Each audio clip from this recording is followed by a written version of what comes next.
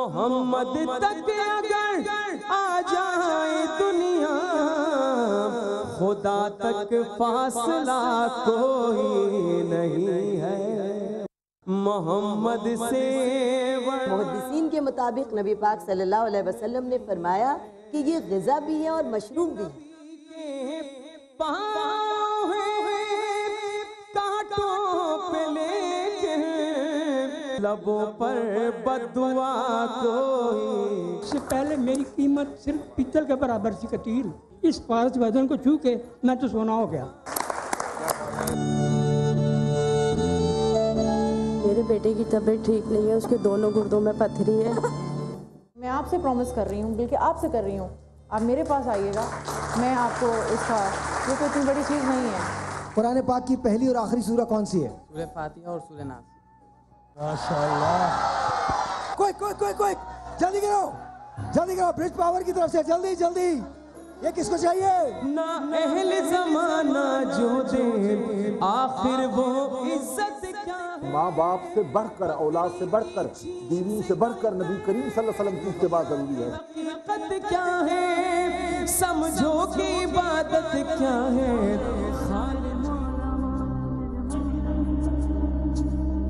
मेरे मौला मौला मेरे मौला मौला हो करम, मौला मौला मेरे मौला मेरे मौला करम हो करम। अस्सलाम वालेकुम। आप सबको एक मरतबा फिर हमारी ये इस इफ्तार ट्रांसमिशन में खुशामदीद। आज एक इंदोनाक हादसा हुआ है। आई एम श्योर के कुछ लोग यहाँ से जो यहाँ बैठे हैं उन्हें अब तक इत्तला मिल चुकी होगी। बिलाल भाई, हादसे, आज ये जो हादसा हुआ है, अगर किसी आप में से कुछ लोगों को नहीं इल्म इस बात का, तो जो रेलवे की ट्रेन थी वो गुजरांवाला से जा रही थी जेहलम की तरफ। उसका गुजरांवाला की जो नहर है शहर में दाखिल होने से पहले, उस पर हादसा हुआ। ब्रिज जो है वो टूटा और तकरीबन 14 से 15 लोग जो हैं वो वहाँ पे शहीद हुए हैं। ये अभी तक की इत्तला है। ये अभी तक की इत्तला है। और इसमें एक बड़े ही अच्छे और चाहने वाले, जानने वाले एक मेजर साहब थे हमारे, उनकी फैमिली जो है वो भी शामिल थी। मैं एक बात अर्ज़ करूं कि इस कौम को हादसे जो है वो कभी भी हादसा नहीं देते। इस कौम में जब भी हादसे हुए हैं ना शायद, इस कौम ने मुत्तहद होने का एक बहुत बड़ा किरदार अदा किया है। हमें हादसे 2005 का हादसा बहुत बड़ा था, उसने हमें मुत्तहद किया। लेकिन क्या हम बहसीयत कौम सिर्फ हादसों का इंतज़ार करेंगे मुत्तहद होने के लिए? अब यहाँ पर ये एक बात पैदा होती है, आप अब खुद सोचिए कि आज जो हादसा हुआ है क्या उसे अवॉइड किया जा सकता था? कुछ लोग कह रहे हैं कि दहशतगर्दी है, और कुछ लोग ये कह रहे हैं, और अक्सर माहिरीन का ख्याल ये है कि चूँकि पुल 100 साल पुराना था और खस्ता हालत में था, इसको अवॉइड किया जा सकता था। साहिर, पुलों की ज़िंदगी जो है वो 2 साल, 200 साल, 150 साल यकीनन होती है। इस पे कोई राय नहीं हो सकती क्योंकि वो इंजीनियरिंग का एक बहुत बड़ा हिस्सा होता है। लेकिन मैं कहता हूँ कि वो दोनों सूरतों में दहशतगर्दी है। अगर किसी ने उसमें दहशतगर्दी की है तो दहशतगर्दी है, लेकिन किसी ने अगर मेंटेनेंस नहीं की तो मेरे ख्याल में ये उससे भी बड़ी दहशतगर्दी है कि आप अपनी अशिया की हिफाजत करने में इतने नाकाम बहसीत एडमिनिस्ट्रेशन, बहसीत हुकूमत हैं कि हम हादसों के गुजरने के बाद भी अपनी तरबियत जो है वो उस तरह से नहीं कर पाते जो कि एक सुलझी हुई कौम को करना चाहिए। देखिए, 6 मुसाफिर कोचें थी उसमें और 21 मालगाड़ियाँ की बोगी। गुजरांवाला से खारिया की तरफ ये ट्रेन जो थी वो जा रही थी और पुल के अंदर जा गिरी है, नहर के अंदर जा गिरी है। रेस्क्यू का काम जो है जी, नहर का जो काम है, जो रेस्क्यू का काम है वो जारी है अभी तक। आखिरी इत्तलात आने तक तकरीबन कितनी अमवात हुई हैं? 15, तकरीबन 15 के करीब अमवात हो गई है। लेकिन क्योंकि पानी उस वक्त नहर में बहुत ज़्यादा भरा हुआ था, इसलिए अभी सही अंदाज़ा होना जो है वो भी बड़ा मुश्किल है। लेकिन सवाल ये पैदा होता है कि वाकई हमारी कौम जो है वो सिर्फ हादसों की मुंतज़र है। ये माह सियाम है, हम कोशिश ये करते हैं कि इबादत करें, दुआएँ मांगें, बस दुआ अल्लाह में ऐसे ये है। अभी रिसेंटली 2 दिन पहले मेरा कहीं आना जाना नहीं हो रहा है, काम में मसरूफ़ हूँ। एक प्रोजेक्ट मैंने अंडरटेक किया है और वो प्रोजेक्ट बहुत इंपॉर्टेंट है, तो उसके लिए मुसलसल काम हो रहा है। तो मैं ऐसे ही बैठा हुआ था, एक मेरे पास मैसेज आया। मैसेज में लिखा था कि बासित भाई जो हैं वो इस दुनिया में नहीं रहे। बासित भाई was a very dear friend और मेरे अपने दोस्त हैं, निजी दोस्त हैं, मेरे निजी साथी हैं। बाबर अब्बासी साहब, उनके वो बड़े भाई हैं। एक रोज़ अचानक उनका हार्ट फेल हो गया, वो चले गए। सवाल ये पैदा होता है कि उनके जाने के बाद क्या हुआ। सोएम हो गया। इसके बाद वो कहानी वहाँ ख़त्म हो गई। बासित भाई को मैं जानता हूँ, बहुत अच्छे आदमी थे, बहुत अच्छे आदमी। मैं उन्हें आई गेस उन्हें जो काम किए हैं वो उनको मैं जानता हूँ, इसलिए वो चले गए, इसका दुख है। लेकिन वो जिस बात का नहीं है कि वो वाकई बहुत अच्छे आदमी थे। लेकिन क्या ऑनेस्टली हम सब ये कह सकते हैं कि हम में से हम सब के सब बासित हैं? अक्सर लोगों को आज के हादसे का पता नहीं होगा। आज मुझसे बोला नहीं जा रहा, लेकिन मैं ऑनेस्टली बता रहा हूँ, अक्सर लोगों को आज के हादसे का पता नहीं होगा। आज भी शॉपिंग बाज़ार खुलेंगे, आज भी शॉपिंग्स होंगी, आज भी लोग बाहर जाएंगे। मैं ये नहीं कहता आप अपनी ज़िंदगी को हॉल्ट कर लें, लेकिन अब इस किस्म के हादसे हमारे लिए सिर्फ खबर बन के रह गए, और वो गलत। और बड़ी बदकिस्मती से मुझे ये भी नज़र आता है कि हमारे यहाँ जब हादसे होते हैं तो हमारे लिए बड़ा हादसा वो होता है जिसमें अमवात ज़्यादा हों। हम निगलिजेंस को अपनी नहीं देखते कि हमसे गलती क्या हुई। मेरे ख्याल में हादसा मौत नहीं है, हादसा वो गलती है जो कि आपको इस हादसे से बचा सकता था। ये वो हादसा है जिससे कि हम शायद बच सकते थे। दोनों सूरतों के अंदर lieutenant colonel Aamir Jadoon died with wife and 2 kids. 2 बच्चे, lieutenant colonel Aamir Jadoon and his wife, they all died. इसके अलावा बहुत सारे लोग हैं। सवाल ये पैदा होता है कि कब तक ये सब कुछ होता रहेगा। ये तो ये है ना, अभी हीट वेव देख लीजिए आप कराची में, गवर्नमेंट मुसलसल कह रही है 1500 अमवात हैं, 1600 अमवात हैं। भाई मुझे एक बात समझाओ, हाथ उठा के समझाओ, क्या 1500 अमवात पे कब्रें तंग हो जाती हैं? क्या कब्रें मिलना बंद हो जाती हैं? क्या जो 2000 रुपये की कब्र है वो 80,000 रुपये में मिलती है सिर्फ अगर 1500 लोग मर जाएं एक शहर में? तो ये वो तादाद है जो रिपोर्ट की गई है। हादसे ये हैं कि हम सरकारी सतह पे झूठ बोलते हैं और झूठ बोलने में हम ढीठ हैं। ये हादसा है। हादसा ये है कि जिस शहर में 20-22 हज़ार लोग मर गए हों, वहाँ पे लोग शाम को रोज़ा खोलने के बाद शॉपिंग को जाते हैं। ये हादसा है। हादसा ये होगा कि अगर अल्लाह और अल्लाह के रसूल की बात करें तो एक आंधी भी चलती थी तो रसूल मस्जिद में भागे चले जाते थे और नमाज अदा करते थे। क्या हमारे हाकिम और हमारे अवाम हादसों के खौफ की वजह से तौबा करेंगे? मेरे ख्याल में ये ना करना जो है ये एक बहुत बड़ा हादसा है। नहीं, हो ही नहीं सकता, सवाल ही पाए। अच्छा, वैसे भी ऑनेस्टली आज दिल बिल्कुल नहीं है कि हम बहुत कोई हल्ला गुल्ला का शो करें, ये करें, लेकिन जाहिर है लाइफ मूव्स ऑन। मैं आपको बताता रहूँगा और बताता रहूँगा कि जी क्या उसकी अपडेट्स हैं। आप सबसे पहले इसके लिए दुआ खैर कर लें। हम सब जो लोग चले गए हैं उनके लिए मग़फ़िरत की दुआ। बिस्मिल्लाहिर्रहमानिर्रहीम, अल्लाहुम्मा सल्लि अला मुहम्मदिन व अला आलि मुहम्मद, रब्बि इश्रह ली सदरी व यस्सिर ली अमरी वहलुल उक़दतम मिन लिसानी यफ़क़हू क़ौली, आमीन। या पाक परवरदिगार, या रहीम व करीम आका, हमारे लबों से, हमारी ज़ुबान से वो कलाम अदा करवा जो तेरे यहाँ मकबूल हो और तेरे यहाँ कबूल हो। या पाक परवरदिगार, हम अधूरे मुसलमान, हमारे अधूरे अमाल, या पाक परवरदिगार सवाए तेरे और कोई मुकम्मल नहीं है। या पाक परवरदिगार, इस रमज़ान की बरक़ात के सदक़े में हमारी कोताहियों को, हमारी कमज़ोरियों को या पाक परवरदिगार माफ़ फरमा दे। या पाक परवरदिगार, हमारे यहाँ वो हाकिम ला। या पाक परवरदिगार, हमारे यहाँ वो हाकिम ला। या पाक परवरदिगार, हमारे यहाँ वो हाकिम हा जो तेरे यहाँ कबूल भी हों और तेरे यहाँ मकबूल भी हों। या पाक परवरदिगार, ईमानदार लोगों को इस मुल्क में सल्तनत सौंप। या पाक परवरदिगार, उनको ताकत सौंप। या पाक परवरदिगार, हमें रिज़्क़ के हलाल कमाने की तौफ़ीक अता फरमा। या पाक परवरदिगार, इस मुल्क को हादसों की खबरों से निजात दिलवा। या पाक परवरदिगार, इस मुल्क को हादसों की खबरों से निजात दिलवा। या पाक परवरदिगार, जो इन हादसों में शहीद हुए, या पाक परवरदिगार, इनके लवाहिकीन के लिए आसानियाँ फरमा, सब्र जमील अता फरमा, और इन शहीद होने वाले लोगों के खून के सदक़े में इन हाकिमों को वो राह दिखा जो राह तेरे महबूब सल्लल्लाहु अलैहि वसल्लम की हो। इन्ना लिल्लाहि व इन्ना इलैहि राजिऊन। अल्लाहुम्मा सल्लि अला मुहम्मदिन व अला आलि मुहम्मद रसूलुल्लाह। अच्छा जी, मैं अपने मेहमानों का आज तारुफ़ करवा दूँ आपसे। रानी आपा हैं, ये हमारे साथ होंगी। डॉक्टर मदनी साहब हैं। पाकिस्तान में जब मज़ाह की बात आती है, कॉमेडी की बात आती है, तो एक नाम बहुत बड़ा है, मेरे मोहतरम है, मेरे उसे अयाज़ खान साहब। अस्सलाम वालेकुम जी, कैसे हैं आप? एक शख्स है जिसके लिए मैं चाहता हूँ, वैसे तो मौका नहीं है, लेकिन मैं चाहता हूँ कि अगर आप तालियां बजा सकें तो ज़रूर बजाइएगा। सुन लीजिए, पहले सुन लीजिए। पाकिस्तान में लोग बहुत हैं, लेकिन कम हैं ऐसे लोग जो अपने आप को वक्फ कर देते हैं। आप में से किसी को नहीं पता कि जब आप नेशनल स्टेडियम जाते हैं तो उसके बराबर में एक सेंटर है जिसे NIBD कहते हैं, national institute of blood disease. वहाँ पर एक आदमी मुसलसल काम कर रहा है। उसे ये नहीं पता कि पैसा कहाँ से आना है। बोन मैरो ट्रांसप्लांट का एक ऑपरेशन जो है वो 25 लाख रुपए का होता है, और ये मुसलसल वहाँ पर काम कर रहे हैं। इनकी धुन सिर्फ एक है कि अगर मुल्क में 3000 केसेस होते हैं और हम सिर्फ 100 के करीब केसों को ट्रीट कर सकते हैं, तो क्या कभी ऐसा वक्त आएगा कि हम पूरे के पूरे 3000 लोगों को ट्रीट कर सकेंगे? उस शख्स का नाम है डॉक्टर ताहिर शम्सी।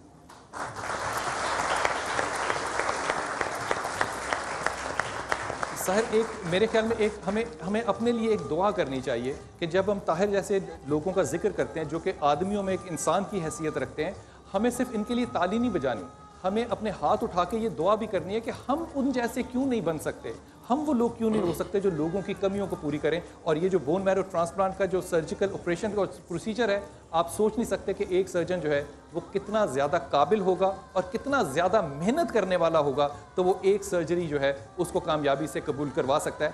आप में से मैं इंतहाई अदब से आपसे दरख्वास्त करूँगा कि ऐसे लोगों की सरपरस्ती ज़रूर कीजिए और फिर दुआ कीजिए कि अल्लाह ताला हमारे आइडियल्स जो हैं वो भी ऐसे लोगों को बनाए। आज मेरा कैमरा ये, आज मैं पाकिस्तान से NIBD के लिए पैसा मांगूंगा। हाँ, मैं पैसा मांगूंगा, आज मैं मांगूंगा। रीज़न मैं आपको बता दूं, एक ट्रांसप्लांट होता है 25 लाख रुपए का, 40 से 50 ट्रांसप्लांट कर सकते हैं, मैक्सिमम अगर हो जाए तो 70 से 80 ट्रांसप्लांट साल में होते हैं। आज पैसे की ज़रूरत है उन 3000 लोगों को बचाने के लिए जिनके केसेस रिपोर्टेड हैं, और जो नॉन रिपोर्टेड केसेस हैं उनकी तादाद हज़ारों में। छोटा सा एक ब्रेक, आपसे मिलते हैं ब्रेक के बाद, जाएगा कहीं। छोटा सा एक ब्रेक, आपसे मिलते हैं ब्रेक के बाद। मेरे मौला करम, मेरे मौला करम हो करम, मेरे मौला करम हो करम।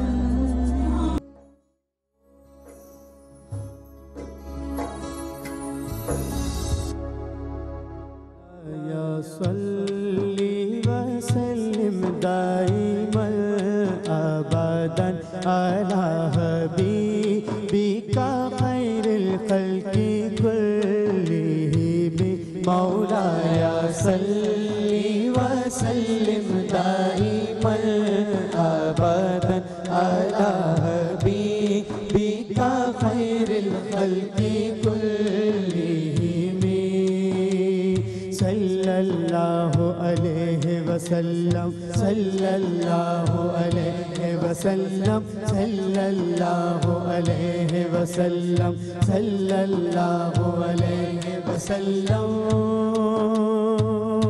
मुहम्मदुर सय्यिदुल कौनैनि व सकलैन, मुहम्मदुर सय्यिदुल कौनैनि व सकलैन, मुहम्मदुर सय्यिदुल कौनैनि व सकलैन वल फरीक़ैनि मिन उर्बि व मिन अजमी।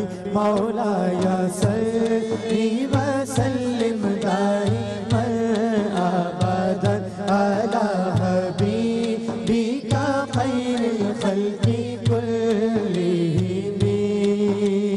सल्लल्लाहु अलैहि वसल्लम, सल्लल्लाहु अलैहि वसल्लम, सल्लल्लाहु अलैहि वसल्लम, सल्लल्लाहु अलैहि वसल्लम। नबियुना लामिरुल्लाहि फला अहदुन, नबियुना लामिरुल्लाहि फला अहदुन, नबियुना आमिरुल्लाहि फला अहदुन बर्रफी कौली ला मिन्हु वला नामी। मौलाया सल्ली व सल्लिम दाइमन अबदन अला हबीबिका खैरिल खल्क़ि कुल्लिहिम।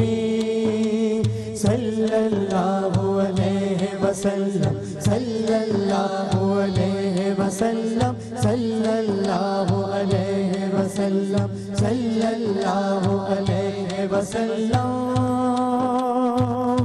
या रब्बी बे मुस्तफा बल्लिग मक़ासिदना, या रब्बी बे मुस्तफा बल्लिग मक़ासिदना, वग़फ़िर लना मा मदा या वासिअल करमी। मौलाया सल्ली व सल्लिम दाइमन अबदन अला हबीबिका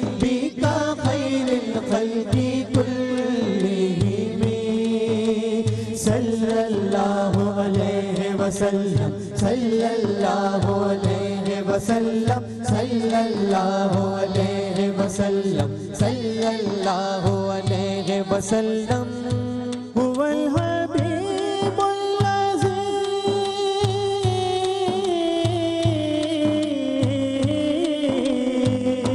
हुवल हबीबुल अज़ीज़ तुरजा शफ़ाअतुहु हुवल हबीबुल अज़ीज़ तुरजा शफ़ाअतुहु लिकुल्ली हौलिन मिनल अहवाली मुक़तहिबी मौलाया सल्ली वसल्लिम दाइमन अबदन अला हबीबिका खैरिल खल्क़ि कुल्लिहिम मौलाया सल्ली वसल्लिम दाइमन अबदन अला हबीबिका खैरिल खल्क़ि कुल्लिहिम मौलाया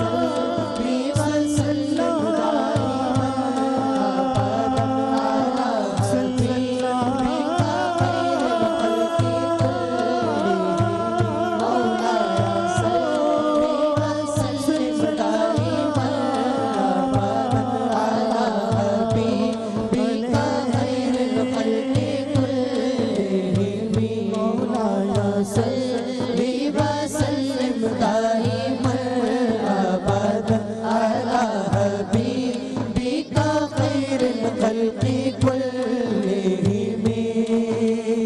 सल्लल्लाहु अलैहि वसल्लम सल्लल्लाहु अलैहि वसल्लम सल्लल्लाहु अलैहि सल्लल्लाहु अलैहि वसल्लम सल्लल्लाहु अलैहि वसल्लम।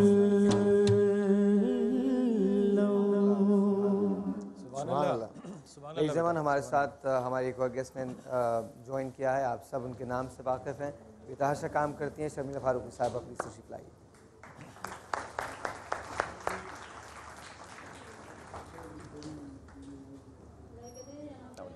अस्सलाम वालेकुम। अस्सलाम वालेकुम। अस्सलाम वालेकुम। कैसी हैं आप? ठीक हैं? अच्छा जी, मैं आप सबका तारुफ एक दूसरे से दोबारा करवा देता हूँ। बिलाल कुतुब साहब को पूरी दुनिया जानती है, डॉक्टर ताहिर शमसी को पूरी दुनिया जानती है, और अगर नहीं जानती तो अब डेफिनेटली जानने लगेगी। ताहिर शमसी साहब NIBD को रन करते हैं, national institute of blood disease, और पाकिस्तान के पायनियर लोगों में से हैं जो NIBD के लिए काम करते हैं। अयाज खान साहब को आप, डॉक्टर मदनी आलिम हैं, जामिअतुल अज़हर से इनकी PhD है, बहुत खुशलहान हैं, और अज़ान जो है बहुत अच्छी देते हैं, तिलावत कलाम पाक जो है वो बहुत खूबसूरत करते हैं। रानी आप आपके बराबर हैं। और ये शर्मिला फारूक।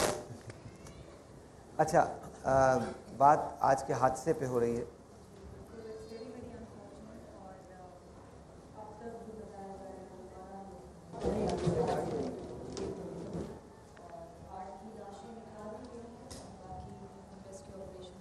शर्मिला थोड़ा सा ऊपर कर लीजिएगा। नहीं उसको नहीं इसमें बोल नीचे वाला चल नहीं रहा।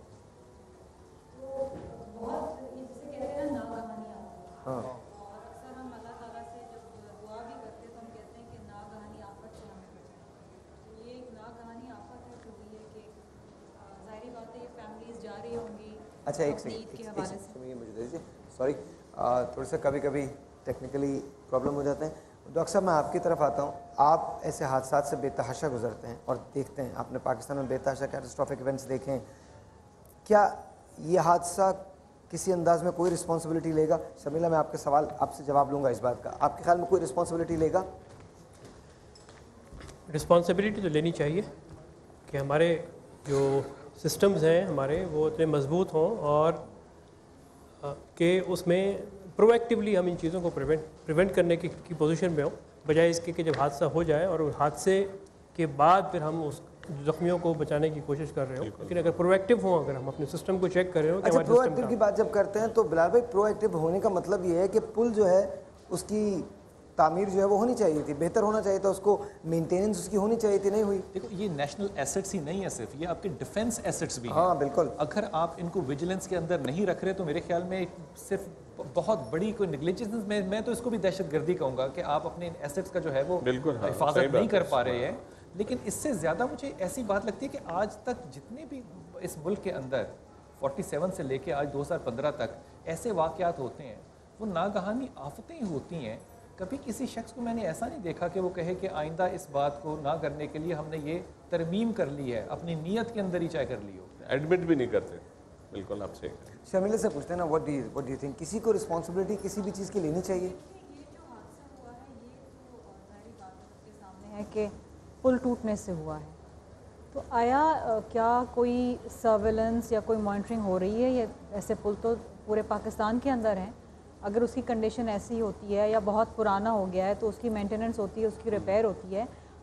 दुनिया भर में ऐसा होता है कि अगर पुल में कहीं दरार आ जाए या कुछ हो जाए तो उसको मेंटेनेंस के लिए बंद कर देते हैं, और उसके ऊपर से ट्रेन गुजर के जानी है, उसका अपना एक लोड है।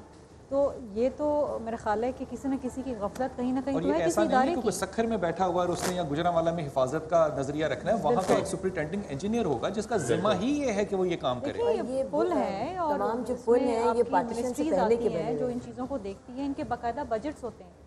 फॉर एग्जांपल कराची के अंदर पुल हैं और ज़ाहिरी बात है पुराने हो जाते हैं, तो कॉन्स्टेंटली जिस तरह इंसान होता है ना, बॉडी की मेंटेनेंस भी ज़रूरी होती है, इसी तरीके से हर चीज़ की आप बिल्डिंग बनाते हैं उसकी मेंटेनेंस ज़रूरी होती है। थोड़ा सा ज़रा रमज़ान की बात कर लेते हैं, वो तो पुल के बारे में तो आएंगे शर्मिला हमारे साथ। पुल सरात की बात करते हैं, है पुल सरात की बात करते हैं कि पुल सरात में से कैसे गुजर के शर्मिला कहने लगी ऐसा लग रहा है जिसमें पुल सरात तो आप गुजर चुके। अनफॉर्चुनेटली हमारे मुल्क में इतने सानहे हो जाते हैं कि हम खुशी के मौक़ों को भी सही तरीके से सेलिब्रेट नहीं कर सकते। कराची में अमवात हो गई गर्मी की वजह से, तो ईद का जो एक माहौल होता है फेस्टिविटी का वो मुतासर हो गया है। इतने 1100-1200 लोगों की डेथ के बाद आपका दिल नहीं चाहता कि आप ईद उस तरीके से सेलिब्रेट करें खुशियों के साथ। तो जाहिर बात है रमज़ान ट्रांसमिशन है, रमज़ान तो उसी वक्त ख़त्म हो जाता है जब 2 चांद पाकिस्तान में नज़र आ जाने, जब एक चांद निकला ही नहीं होता और वो नज़र आ जाता है। ये सिर्फ पाकिस्तान में होता है, ये सिर्फ और सिर्फ पाकिस्तान दुनिया में होता है। क्या है चांद का झगड़ा? क्या है मुझे मैं आपसे, चांद का झगड़ा एक ही है, मतलब चांद जिसने पहले देख लिया। ये पहली ईद होगी आपकी शादी के बाद? क्या बात है, शर्मिला की शादी हुई है और ये पहली ईद है इनकी। बस बस मैं भी ताली बजा लूं।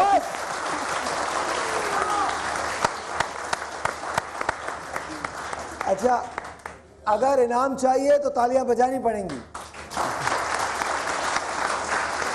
अब ये पूरे 1 घंटा ताली बजाते रहेंगे। ऐसा नहीं है। तो शादीशुदा ज़िंदगी और पहले की ज़िंदगी, आप मसरूफ़ तो बहुत ज़्यादा हैं, बेतहाशा हैं। How is it different? कैसा लग रहा है? साहिर, मैं और अशाम एक दूसरे को पिछले 4-4.5 साल से जानते हैं, तो हम एक दूसरे के मिजाज से अच्छी तरीके से वाकिफ़ हैं।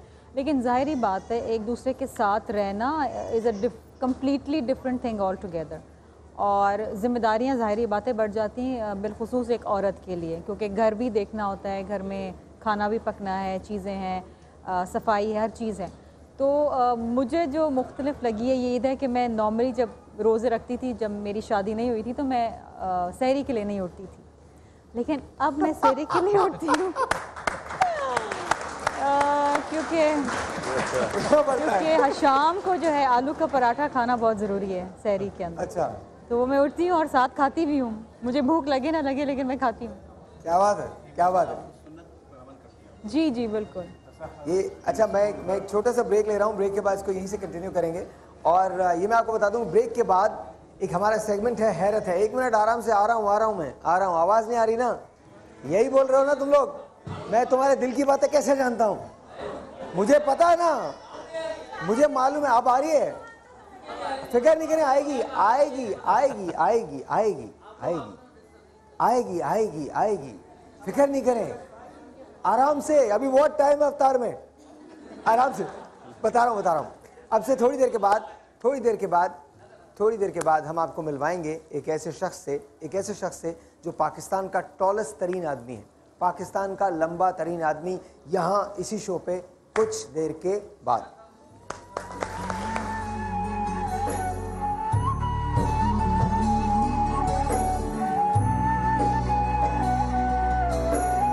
हैरत है को आप तक पहुंचाने में ताउन हासिल है। मशवरा लाइफ बॉय अब RSPH लंदन से मंजूर शुदा।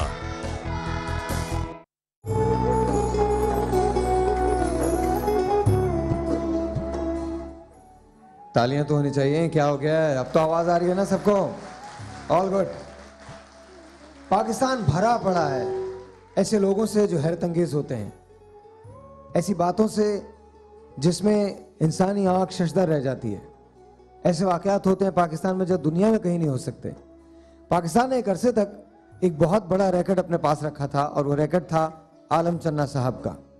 उसके बाद रियाज आए, रियाज के बाद सुमरो आए और सुमरो के बाद अब एक ऐसा शख्स है जो ये रैकेट बनाने जा रहा है। अभी उसकी उम्र सिर्फ 17 साल है। कद अब भी बढ़ रहा है। प्रेजेंटली इनका कद 7 फीट 10 इंच है। Ladies and gentlemen, please put your hands together for Zia Shahid. जोर से तालियां तो बजाओ, तुम्हारे जितना है ये।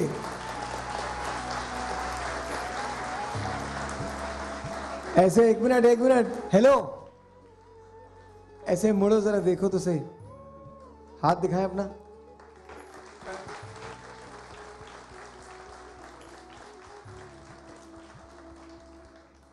मेरी आवाज वहां तक आ रही है? आ रही है। Okay, very good.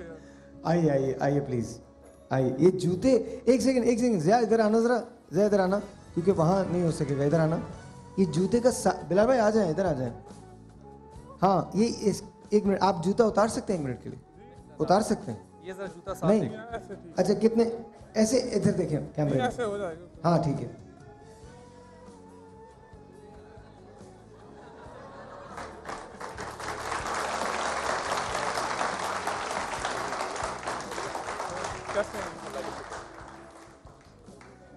अच्छा, सीरियसली ऐसा लगता है जैसे आप पे साया होता चला जा रहा है। आइए प्लीज, आ जाइए।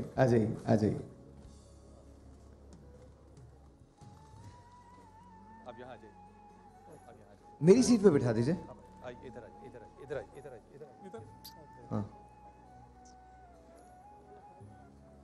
हाँ, ज़िया भाई बैठ सकते हैं?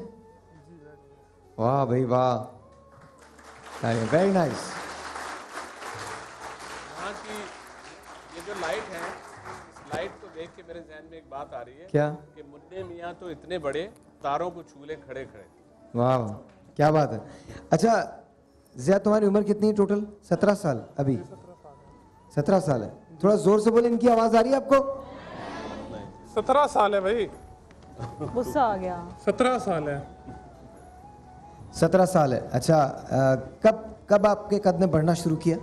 ये करीबन 11-12 वर्ष में शुरू हुआ था।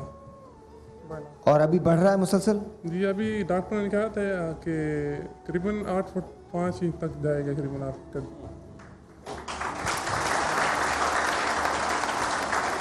थोड़ा सा मेरे माइक को बढ़ाइएगा। 8 फुट 5 इंच तक। दुनिया का सबसे लंबा आदमी कितने फीट का है? वो 8 फुट 1 इंच का है। तुर्की का सुल्तान को नाम है। और तुम्हारा कद 8 फीट 5 इंच तक बढ़ सकता है? जी इंशाल्लाह, डॉक्टर ने कहा था कि इंशाल्लाह आपका कद 8 फुट 5-6 इंच तक हो जाएगा। अच्छा, जितने बड़े तुम लग रहे हो उतना ज़्यादा खाते भी हो या नहीं? नहीं, बस नॉर्मल रूटीन से खाता हूँ। जैसे आदमी नॉर्मल खाते हैं खुराक, वैसे ही है। नॉर्मल आदमी नॉर्मल खुराक ही इस्तेमाल करते हैं। नहीं, अच्छा, तो नॉर्मली आपका ब्रेकफास्ट जो होता है वो क्या होता है, क्या करते हैं ब्रेकफास्ट में? कितना खाते हैं सुबह नाश्ते में? 2 परोठे होते हैं और उसके बाद दही, मक्खन और लस्सी होती है, बस ये है। कोई 2-4 चीज़ें रह गई दुनिया में बाकी।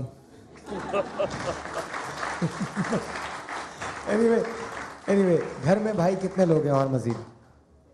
हम 6 बहन भाई हैं, वो सब नॉर्मल हैं। तुम भी नॉर्मल हो यार, तुम्हारा सिर्फ कद बड़ा है और कोई बात नहीं, बिल्कुल नॉर्मल नहीं है। बिल्कुल नॉर्मल है ना? एक स्टूल ला दें, आप सब लोग भी कुछ बात कीजिए इनसे। अयाज भाई कुछ। जी बिलाल भाई। दोस्त जो आपके हैं, जो 12 साल के वक्त दोस्त थे, जो बचपन से दोस्त आ रहे हैं, अब वो दोस्तों के साथ आपकी दोस्ती कैसी है और उनसे कैसे मुलाकात कैसे करते हो, इंटरेक्शन कैसे करते हो? दोस्ती जैसे बचपन में थी वैसे ही है। वैसे ही है? हाँ बिल्कुल। डरते वरते हैं? नहीं, वो डरते नहीं है, उनको पता है हमारे साथ पढ़ता रहा है, तो अभी वो फ्रेंडली बातचीत कर लेते हैं, जो भी तो कर लेते हैं। अच्छा, आपने कभी किसी को पकड़ा, किसी को मारा आज तक? नहीं, आज तक किसी को हाथ नहीं लगाया। अगर कोई किसी को मैं थप्पड़ मार दूं तो वो तो फिर बेचारा मर जाएगा। मेरी नजर में को 2-3 आदमी हैं, मैं तुम्हें मिलवाऊंगा उनसे। जिनको मारना है? जाहिर है भाई, मैं तो खुद दूर होकर बैठूं जरा। नहीं, यहाँ पर भी एक आदमी है हमारे स्टूडियोज में, उससे मुझे आपको मिलवाना है। एक आदमी है जो मैंगो कलर का कुर्ता पहने हुए घूम रहा है यहाँ, जिसने भी मैंगो कलर का कुर्ता पहना हुआ है ना, और उसकी निशानी ये है कि उसने ना यहाँ पर एक माइक लगाया हुआ होगा, वो नजर आए ना उसे पकड़ लो। बस कर दे। अच्छा, ठीक है। नहीं, मैं कुछ नहीं कहूँगा किसी को। नहीं, तुम उल्टी तरफ देखो अपने। नहीं, मेरा बहुत प्यारा भाई है और कैसे भाई डर गए हैं पहले से। अच्छा ये बताइए कि चलने फिरने में तकलीफ होती है कोई? नहीं, अल्हम्दुलिल्लाह ठीक है, फिटनेस है अभी, क्योंकि अभी एज भी 17 साल है ना, तो इंशाल्लाह अभी नौजवान हूँ। अच्छा, वो जिस पलंग पे आप सोते होंगे वो स्पेशली बनाया गया होगा इतना लंबा? 4 पाई है, करीबन एक 8 फुट की और एक 9 फुट की है। अच्छा, और तो ये एक पहले बनवाई थी, वो छोटी हो गई है, अब दोबारा नवी बनवाई है, तो अब उस पे सोता हूँ। आप जिस घर में रहते हो ज़िया, वहाँ पे जाहिर है जो गुसल खाने हैं वो बाकी लोग भी इस्तेमाल करते होंगे। अब आपने नहाने जाना है जी, तो आप उस शावर के नीचे तो नहीं खड़े हो सकते जो कि बाकी बहन भाई खड़े होते होंगे? नहीं, स्पेशली बनाया गया हमारे घर में, ऊंचे ऊंचे हैं, और जो है शावर वगैरह हैं वो भी। कहीं मेहमान कैसे जाओगे तुम? मेहमान जाऊँ तो फिर गुजारा करना पड़ता है, क्योंकि वो छोटे होते हैं बाथरूम, और कमरे भी छोटे होते हैं। कई दफ़ा मैं टकरा जाता हूँ दरवाज़ों से। आपके घर की छत कितनी ऊंची है? अच्छा, एक मिनट, सबसे पहले आप जरा खड़े हो सकते हैं? हाँ जी, खड़े हो, यहाँ हैं। आपने आंखें बंद रखनी है, इधर ही आंखें बंद करें पहले, आपको कसम है खोलनी नहीं है। मैं आपको आपके जितना ही बड़ा आदमी मिलवा रहा हूँ आपसे, ठीक है? आप कितनी उंगलियां हैं? उंगलियां कितनी है? उंगलियां मेरी तो 5 उंगली। अच्छा, ऐसी रहे, आंखें बंद कर लीजिए, आंखें बंद कर लें। मैं आप जितना ही बड़ा आदमी आपसे मिलवाऊंगा, आपके बराबर में लाके खड़ा करूंगा, ठीक है?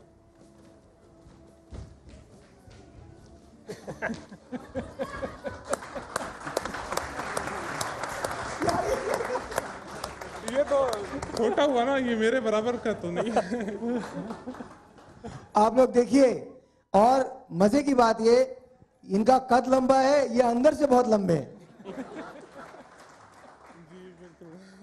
अच्छा, कैसा रहा, कैसा फ्रेम कैसा आ रहा है? जरा मैं देखूं तो सही सामने से जाके, फ्रेम कैसा आ रहा है इनका? जरा थोड़े करीब हो तुम लोग। इनको आप गोद में उठा सकते हैं? इनको उठा सकते हैं? उठाइए।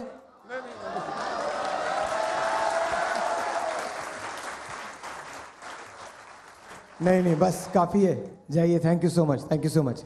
बैठिए प्लीज, बैठिए। क्या कह रहे हैं? बड़े के साथ छोटा फ्री? नहीं, एक लीजिए, एक फ्री नहीं। अच्छा, पढ़ते हैं आप? जी, अभी मैट्रिक के एग्जाम दिए हैं। एग्जाम देने आप गए थे बोर्ड में? जी, गए थे। तो वहाँ कैसे बैठे आप? तो उधर बैठ जाता हूँ, स्पेशली एक चेयर बनी हुई है, वहाँ बैठता हूँ। अच्छा, अगर आप नकल भी करोगे तो कोई रोकेगा तो नहीं? नहीं, नकल की जरूरत नहीं पड़ती। वाह, लव इट। जी शर्मिला, ये बहुत अच्छी बात बोली इन्होंने कि नकल की जरूरत नहीं पड़ती। नकल के लिए अकल की जरूरत होती है ना, तो फिर वो कहते हैं ना, नकल आपने करनी है तो अकल इस्तेमाल करें। लेकिन मेरा थोड़ा सा प्रॉब्लम है, तो मैं नकल नहीं करता। मैं अपना जो होता है वो आप पढ़ते हैं और पढ़ के जाते हैं? पढ़ के जाता हूँ, पहले से तैयारी करके जाता हूँ। पता है, ये बहुत अच्छी बात है। मैंने जब स्कूलों में और मैट्रिक के इम्तहानात के अंदर जब हम गए विज़िट करने सेंटर्स, आप यकीन करें कि अंदर बच्चे तो चीटिंग कर रहे थे, बाहर वालदैन भाई बहन खड़े होकर उनको सपोर्ट कर रहे थे कोई चीटिंग करें। और अंदर तो इन्विजिलेटर्स का तो हाल था ही बुरा, लेकिन जो सबसे अफसोसनाक चीज़ थी वो ये थी कि बाहर वालदैन खड़े हुए थे, पेरेंट्स खड़े हुए थे, भाई बहन खड़े हुए थे, वो फ़ोन पे राब्ता और वो बाकायदा चीज़ें अंदर भिजवा रहे हैं। और जब हम पुलिस रेंजर्स के साथ गए तो बाकायदा बदतमीज़ी करी कि हम ना जाए ना पकड़ें इनको। तो जिस तरह हम अपने एटमी असासे संभाल के रखते हैं ना, ये यूथ भी हमारा फ्यूचर है, उसको भी ऐसे ही संभाल के रखना चाहिए। लेकिन जब घर से उनको ये तरबियत दी जाती है कि पढ़ना लिखना नहीं, बस चीटिंग करो, पैसे चलाओ और पास हो जाओ, तो फिर क्या इनका फ्यूचर होगा। तो ये बड़ी अच्छी बात इन्होंने बोली कि ये पढ़ के जाते हैं और चीटिंग नहीं करते। 17 साल की उम्र में बड़े ख्याल होते हैं ना, इंसान के ख्वाब होते हैं, मुस्तकबिल के भी, कुछ और भी। डॉक्टर मदनी के ख्यालों का तो मैं जिक्र नहीं करूँगा ना यहाँ पे 17 साल की उम्र में क्या थे। लेकिन आप एक आम बच्चे की तरह, जो एक आम लड़का सोचता है, SMS करता है, कहीं कोई चीज़ अच्छी लगती है, कोई शक्ल अच्छी लगती है, कोई इजहार का दिल चाहता है, अपने दोस्तों से बाहर निकलने का भी। यहाँ रोक लीजिए, अभी कुछ मत बोलना। जब ब्रेक के बाद वापस आएंगे तो अभी ले लें जवाब या ब्रेक के बाद लें? अभी ले लें। अच्छा जी, अब बताइए। जी SMS वगैरह वो तो करते ही हैं जो जिनका मैं जिस तरफ अंदाज़ा लगाना चाह रहा हूँ आपको, उसी तरफ करते हैं आप SMS, या वैसे दोस्तों को? जी दोस्तों को। अच्छा वो दोस्तों को करता हूँ ज़्यादा, वो अभी तक सिस्टम भी नहीं है। सिस्टम ही नहीं है? सिस्टम ही नहीं है। खुशखबरी नहीं है ना? नहीं। अच्छा, क्या सोचते हो जिंदगी में आइंदा, क्या सोचते हो क्या होगा आइंदा? आप बनना क्या चाहते हो? मतलब मैट्रिक आप? मैं बस अपना पाकिस्तान का सासा हूँ और मैं अपना पाकिस्तान का नाम रोशन करना चाहता हूँ। इंशाल्लाह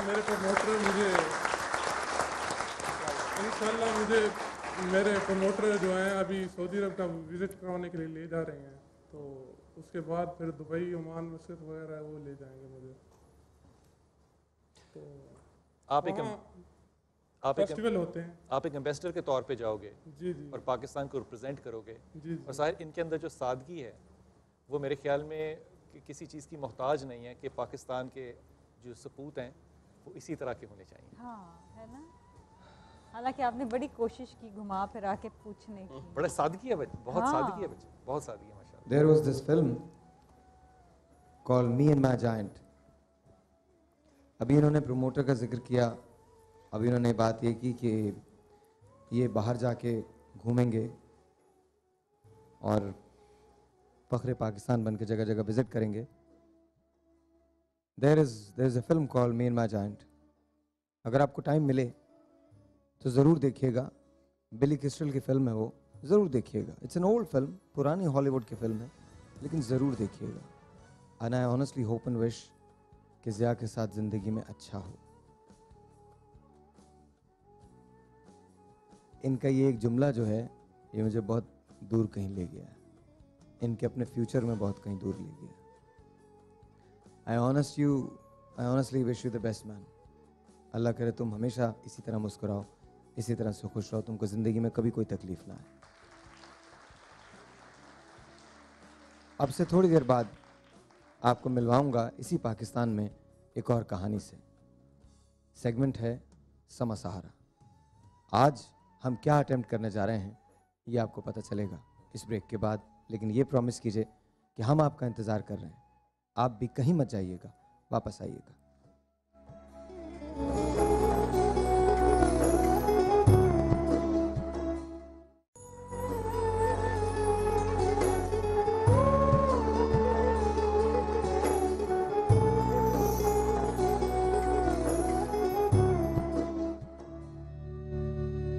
Once again, ladies and gentlemen, अस्सलाम वालेकुम। सेगमेंट है समा सहारा। आज इससे पहले कि मैं समा सहारा में लाइबा के फादर से लाइबा के लिए बात करूं, लाइबा की मदर से लाइबा के लिए बात करूं, या लाइबा से भी कोई सवाल पूछूं, हमारे पास उनका पैकेज तैयार है ना। मैं आपको कुछ दिखाना चाहता हूं, उसके बाद डॉक्टर शम्सी इज़ हियर। हम सारे इस ग्रुप डिस्कशन का हिस्सा बनेंगे और कोशिश करेंगे कि आज कोई सोल्यूशन निकल सके। लेकिन सबसे पहले आइए मैं आपको दिखाता हूं कि लाइबा किस बीमारी का शिकार है। Watch this.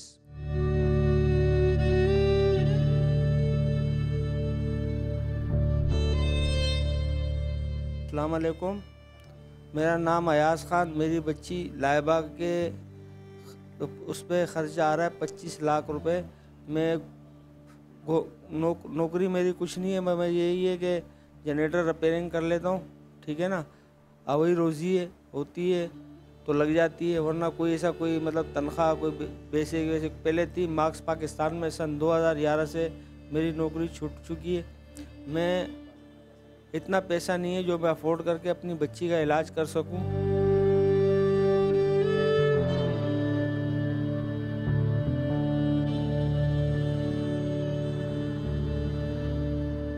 मेरा मशहूर अफराद से ये गुजारिश है हुकूमत पाकिस्तान से कि मेरे बच्ची के ज़िंदगी का सवाल है, इससे जो है जो भी हो सके इमदाद करें ताकि इसका इलाज हो सके। ये रमज़ान का महीना है, जो ज़कात जो भी हो ताकि मेरी बच्ची की ज़िंदगी बच सके।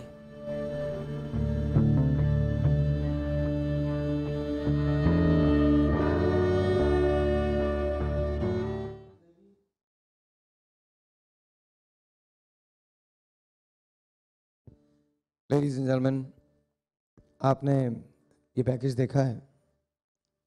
आप बहन, मुझे मालूम है दुख बहुत बड़ा है, बात कर सकता हूँ मैं आपसे? कब पता चला था आपको लाइबा की बीमारी का? 7 साल हो गए इसके लाइबा की बीमारी के। कितने साल हो गए इस बात को? 7 साल हो गए। डॉक्टर साहब, किस किस्म की बीमारी है लाइबा को? बीमारी है, उसका नाम एक मुश्किल सा नाम है जिसको आसान अल्फाज में MPS1 कहते हैं। पूरे मुल्क में इस वक्त सिर्फ 26 बच्चे आइडेंटिफाइड हैं। सैकड़ों की तादाद में बच्चे हैं लेकिन वो डायग्नोस नहीं हो पाते, इंतकाल कर जाते हैं। एक मौरूसी मर्ज़ है ये, जो माँ और बाप दोनों से के जो जेनेटिक म्यूटेशन है वो बच्चे में जब पहुँचती है, जिस बच्चे में पहुँच जाए उसमें ये एंजाइम की डिफिशेंसी हो जाती है, जिसके नतीजे में जिस्म के अंदर मुख्तलिफ सेल्स के अंदर, दिमाग के अंदर ये एक किस्म का कार्बोहाइड्रेट जमा होना शुरू हो जाता है, जिसके नतीजे में जिगर बड़ा हो जाता है। इसके अलावा तिल्ली बड़ी हो जाती है, दिमागी तौर पे बच्चा कमज़ोर होना शुरू हो जाता है, हड्डियाँ जो हैं वो एबनॉर्मल होनी शुरू हो जाती हैं। ये इस इलाज को करने के लिए सबसे पहले हमें ये काम करना पड़ता है कि 6 महीने तक जो मिसिंग एंजाइम है वो फॉर्चुनेटली वो बना लिया गया है, आइडेंटिफाई कर लिया गया है, बना लिया गया है।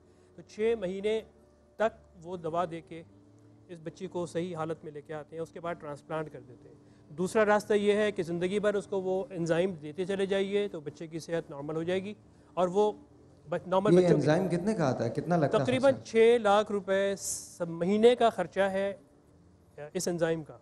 6 लाख रुपए महीना फॉर एवर, फॉर लाइफ। दूसरा ऑप्शन ये है कि हम 6 महीने के बाद ट्रांसप्लांट करते हैं इसका, और अल्लाह के बोन मैरो ट्रांसप्लांट। तो बोन मैरो ट्रांसप्लांट करने से फ़ायदा ये होता है कि जो डोनर है, डोनर के इसके भाई के साथ इसका मैच हो चुका है, तो जो बोन मैरो डाली जाएगी तो बोन मैरो के सेल्स जो हैं वो ये एंजाइम प्रोड्यूस करना शुरू कर देंगे और ये बच्ची जो है इंशाल्लाह ताला ये सेहतयाब। पर सब आपने कहा मरूसी, ये फैमिली, ये कज़न मैरिज भी इसमें एक हिस्सा बनता है या ये अमूमी तौर पे फैमिलीज़ में पाई जाती है, और आम तौर पे जब आप हिस्ट्री लें तो माँ बाप जो हैं वो आपस में फर्स्ट कज़न या सेकंड कज़न या फैमिली के अंदर शादियाँ हुई हैं। डॉक्टर साहब, इस बच्ची के इलाज के साथ क्या ये भी पैगाम नहीं देना चाहिए कि शादी से पहले निकाह नामे पे जहाँ बहुत से खाने हैं वहाँ ब्लड टेस्ट का जो एक खाना है वो भी अगर शामिल कर लें? देखिए, ये बीमारी इंतहाई रेयर है। ये करीब जब 2.5 लाख बच्चे जब पैदा होते हैं तो उनमें से एक मुतासरा बच्चा होता है। तो उन बीमारियों के लिए तो ये जो निकाहनामे वाली बात है वो कारामद नहीं है। लेकिन वो बीमारियां जैसे थैलेसीमिया तो जो कि पाकिस्तान में हर समझ लीजिए कि 100 में से 8 अफराद ऐसे हैं कि जिनको थैलेसीमिया माइनर है, यानी वो एबनॉर्मल जीन कैरी करते हैं। तो वहाँ पर तो ये यकीनी तौर पर करना चाहिए। अच्छा डॉक्टर साहब, मुझे एक छोटा सा ब्रेक लेना, ब्रेक के बाद इसको यहाँ कंटिन्यू करेंगे। मैं चाहूँगा कि जब ब्रेक से वापस आएँ तो शमीला आप इस सिलसिले में ज़रूर कुछ कहिएगा, कुछ बताइएगा कि आप NIBD के लिए क्या कर सकती हैं और इस बच्ची के लिए क्या कर सकती हैं। मैं खुले लफ्ज़ों में सीधी बात करूँगा, मैं किसी टेक्निकल डिटेल में नहीं जा रहा। मुझे पाकिस्तान से 1, 2, 3, 4, 10, 15, 20, 50, 100 लोगों की तलाश है जो इसको सपोर्ट कर सकें, जो लाइबा के ख़र्च को उठा सकें। मैं हर रोज़ आपके पास आता हूँ, अपनी पूरी तवानाइयाँ जमा करके लाता हूँ। अगर आपको ऐसा लगता है कि आप इस कोशिश में हमें कामयाब करना चाहते हैं, तो ये आपके लिए वक्त है। मुझे एक शख्स ने कॉल किया था और उसने मुझे कॉल करके कहा कि साहिर भाई आपके प्रोग्राम में कॉल नहीं लगती, मैं चाहता हूं कि मैं कुछ डोनेट करूं। उसने नेकी ढूंढी और डोनेट किया। मैं आपसे रिक्वेस्ट करता हूं, मुझे नहीं पता लाइबा का फ्यूचर क्या है, NIBD तो कर ही रहा है, लेकिन मैं आपसे रिक्वेस्ट करता हूं कि आप लाइबा के वालिदैन की मदद कीजिए, लाइबा की मदद कीजिए। Save a life, help us save Laiba please. छोटा सा एक ब्रेक है, आपसे मिलते हैं ब्रेक के बाद। ब्रेक के बाद हम यहीं से कंटिन्यू करेंगे। कोशिश करूंगा कि आपके कॉज ले सकूं। Help us save Laiba please.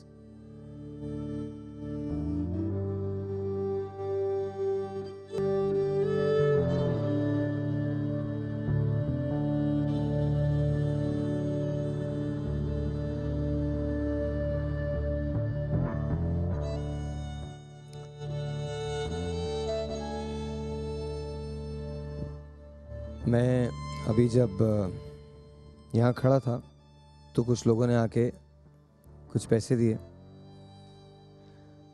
और मेरे बिल्कुल पीछे एक बच्ची बैठी है यहाँ। इधर आओ बेटा, जरा तुम इधर आओ। Come here.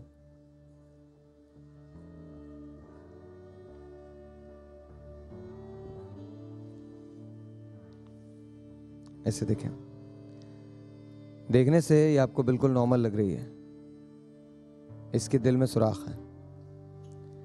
इस बच्ची का नाम है सैयदा आयजा बतूल। इनकी मदर वहाँ बैठी हैं और मैं डॉक्टर साहब से बात कर रहा था। डॉक्टर साहब डॉक्टर बारी से बात कर रहे थे कि हम कल इनको किस तरह से वहाँ भेजेंगे। ये चुपके से वहाँ से उठी है और इसने ये मुझे 100 रुपीज़ ला के दिए हैं और मुझे कहा है कि ये लाइबा को दे दें, ये लाइबा की मदद के लिए। You give it yourself.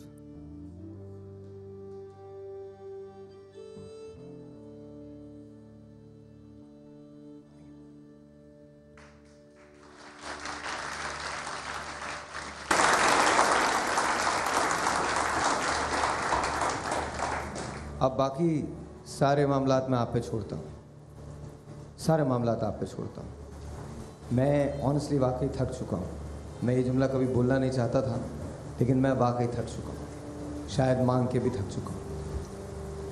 मेरे हड्डियों के अंदर एक अजीब सी थकन है जो मुझे हर लम्हा ये एहसास दिलाती है कि मैं आहिस्ता आहिस्ता किसी गहरे कुएं में उतर रहा हूँ। हालात तब्दील नहीं हो रहे। आपकी मर्ज़ी है। ये एक प्यारी सी बेटी है, बच्ची है। मैं एक टेलीफोन कॉल लाइव ले लेते हैं। जी अस्सलाम वालेकुम। अस्सलाम वालेकुम। अस्सलाम वालेकुम। मुझे आपकी आवाज़ नहीं आ रही। अस्सलाम वालेकुम। अच्छा, फातिमा तारिक हैं, तालियां बजा दीजिएगा। उन्होंने 50,000 रुपये डोनेट किए हैं।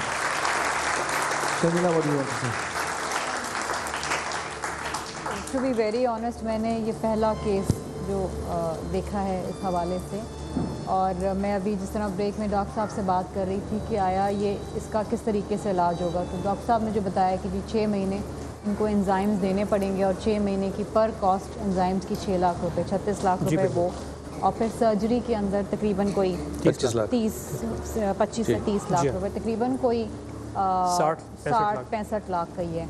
मैं पूरा तो नहीं प्रॉमिस कर सकती, लेकिन मैं इतना ज़रूर कर सकती हूँ कि मैं गवर्नमेंट ऑफ सिंध से इनकी ज़्यादातर मदद मैं करवा दूँ। और डॉक्टर साहब से मैंने यही कहा है कि क्योंकि ये बड़ा अच्छा काम कर रहे हैं और क्योंकि उन्होंने बताया कि ये एक वाहिद इदारा है जो इनकी ये सर्जरी कर सकता है। और डॉक्टर साहब थोड़े से लेट इस दफ़ा हो गए जो हमारी डिस्कशन हुई, वरना गवर्नमेंट ऑफ सिंध जिस तरह इंडस हॉस्पिटल है या किडनी सेंटर है या SI2 है, उनको ग्रांट्स देता है, नॉट के उनको ज़रूरत है, लेकिन क्योंकि जो इदारे अच्छा काम कर रहे हैं, वाकई सेल्फलेसली लोगों की खिदमत कर रहे हैं, तो उनकी तरफ उनके लिए ये सपोर्ट ज़रूरी है। तो डॉक्टर साहब भी इंशाल्लाह इन कोशिश करेंगे कि इनके इदारे के लिए कोई ऐसा फंड दे दिया जाए। बहुत रेलेवेंस है, थोड़ा सा मेरा माइक बढ़ाइए, बहुत रेलेवेंट बात है और मैं यहीं पर कहना चाह रहा हूँ। अगर आप इस वक्त मुझे स्क्रीन पर अली क्या हम वो नंबर चला सकते हैं, डॉक्टर साहब का अकाउंट नंबर जो NIBD का अकाउंट नंबर इस वक्त हम चलाने जा रहे हैं। अगर गवर्नमेंट ऑफ सिंध ग्रांट देना चाहती है तो डेफिनेटली दें। मैं तो वाउच कर सकता हूँ, मैं बहुत कम लोगों के लिए वाउच कर सकता हूँ, डॉक्टर साहब के लिए, इनकी पर्सनालिटी के लिए और NIBD के लिए मैं वाउच कर सकता हूँ कि इनसे बड़ा काम तुम दो। और हक कर उसको, लाइबा को प्यार करो, ऐसे प्यार करो। अस्सलाम वालेकुम जी, हेलो हेलो, अस्सलाम वालेकुम, हेलो अस्सलाम वालेकुम, हेलो जी अस्सलाम वालेकुम, आपका नाम? हेलो जी जी मुझे आवाज़ आ रही है, आपका नाम क्या है? हेलो हेलो अस्सलाम वालेकुम, मुझे आपकी आवाज़ आ रही है, आपका नाम क्या है? हेलो हेलो हाँ जी जी आपका नाम?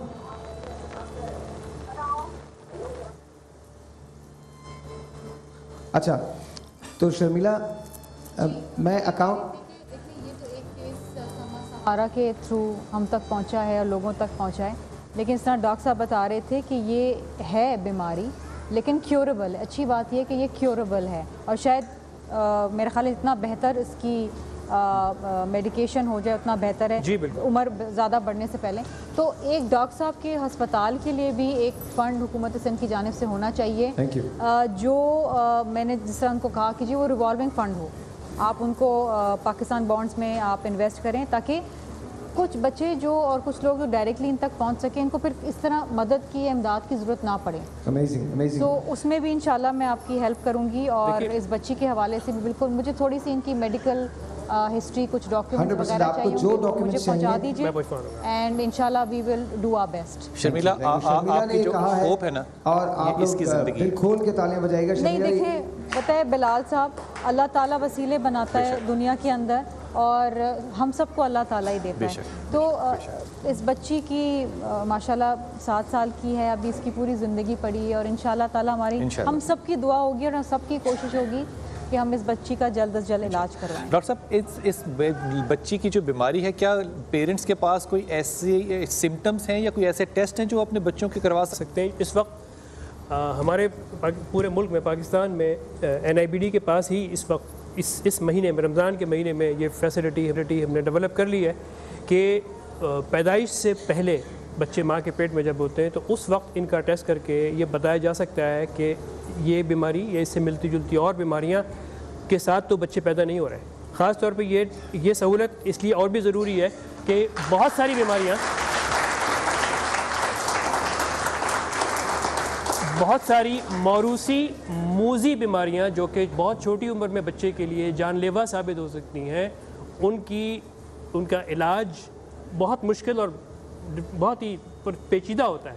तो ये कहीं ज़्यादा आसान है कि इस बीमारी की प्रिवेंशन जैसे थैलेसीमिया के लिए हम कोशिश कर रहे हैं और हम कर ही रहे हैं उसके लिए, तो इसी तरीके से इस बीमारी के लिए भी मुमकिन है। सब जो बात फरमा रहे हैं ना, ये बात इनके अदारे तक ऐसा है और ये बात अगर यकीन कीजिए आप किसी इंटरनेशनल प्लेटफॉर्म से करें तो वो एक ही जुमला होगा कि पाकिस्तान के इस अदारे में और सारी दुनिया में जो नॉलेज गैप है वो ज़ीरो है।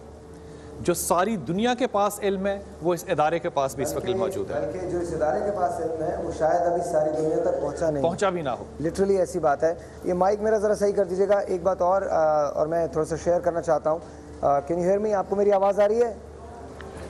आपका इस टेस्ट की क्या कीमत है जो आप बता रहे हैं कि देखिए ये पैदाइश से पहले हाँ ये आई थिंक आप ब्लड लेके ब्लड से टेस्ट, लेकिन जो माँ के पेट में बच्चे का जो टेस्ट है वो उसको CVS टेस्ट कहते हैं। अल्ट्रासाउंड के ज़रिए नीडल डाल के और बच्चे का टिशू निकाला जाता है और वो DNA टेस्ट है वो कर दिया जाता है। तो वो टेस्ट थैलेसीमिया के लिए मिसाल के तौर पे 8 से 10 हज़ार रुपये का होता है। ये बीमारी है, इसमें 30 से 35 हज़ार रुपये खर्च आएंगे। लेकिन कोई 12 से 13 को ऐसी मोहल्लक बीमारियाँ होती जो मैंने सुना एक टेस्ट के बारे में कि जो माँ का ब्लड लेके मेरे ख्याल है कि चौथे या 5वें महीने में शायद आप लेते हैं। हम तीसरे महीने में करते हैं। हाँ, और उसमें पता चल जाता है कि जी ये 12-13 ऐसी को बीमारियाँ इस बच्चे को लग सकती हैं। हम इस वक्त करीब 200 बीमारियों को टेस्ट करने के काबिल हो चुके हैं 12-13 महीने। अच्छा जी, थोड़ा सा ज़रा यहाँ बात कर ली जाए। हम अकाउंट नंबर चला रहे हैं NIBD का। अगर आप हेल्प करना चाहते हैं लाइबा की हेल्प करना चाहते हैं NIBD की। लाइबा के लिए हमें 60 लाख से ज़्यादा रुपयों की ज़रूरत है। 60 लाख रुपयों से ज़्यादा की ज़रूरत है। गवर्नमेंट ऑफ सिंध की तरफ से शमीला फारूकी ने ये कहा है कि जितना ज़्यादा मैक्सिमम से मैक्सिमम हो सकता है वो हमारी हेल्प करेंगी। सारे पेपर्स जो हैं वो हम आप तक डेफिनेटली पहुंचा देंगे। और मैं आपसे रिक्वेस्ट करता हूँ, बार बार रिक्वेस्ट कर रहा हूँ, यहाँ पर छोटे छोटे बच्चे मेरे पास आ रहे हैं, बच्चियाँ आ रही हैं जो कोई 500 रुपये दे रहा है, कोई 1000 रुपये दे रहा है। And I want you guys to actually participate in this. मैं आपसे पूछता हूँ मैम, जो मदर हैं, आपसे बात कर सकता हूँ मैं? नहीं बात कर सकते? अच्छा, आपसे बात कर सकता हूँ? आपको इंशाल्लाह ताला हम अपनी तौर पे पूरी कोशिश करेंगे कि आपकी बेटी ठीक हो सके।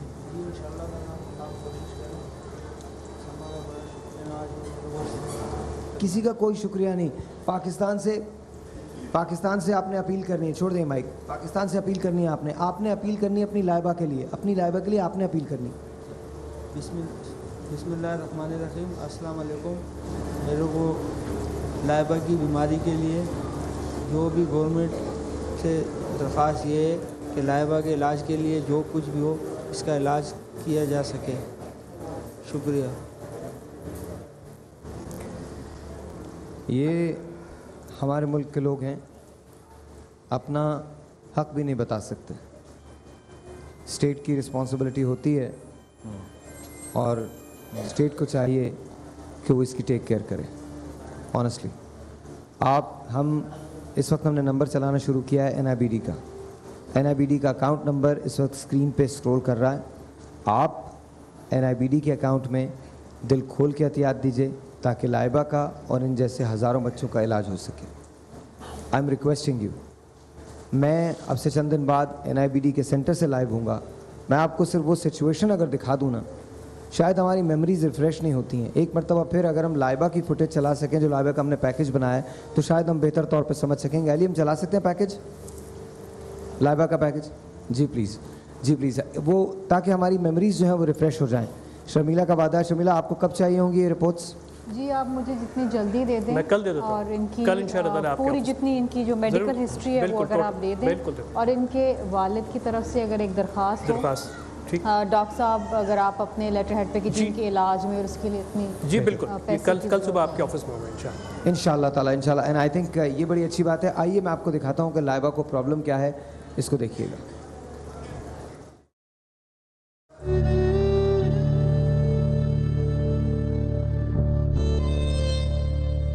अस्सलाम वालेकुम। मेरा नाम अयाज खान। मेरी बच्ची लाइबा के उस पर ख़र्चा आ रहा है 25 लाख रुपए। मैं नौकरी मेरी कुछ नहीं है, मैं यही है कि जनरेटर रिपेयरिंग कर लेता हूँ, ठीक है ना। अब वही रोज़ी है, होती है तो लग जाती है, वरना कोई ऐसा कोई मतलब तनख्वाह कोई बेसिक वैसे पहले थी। मार्क्स पाकिस्तान में सन 2011 से मेरी नौकरी छूट चुकी है। मैं इतना पैसा नहीं है जो मैं अफोर्ड करके अपनी बच्ची का इलाज कर सकूं।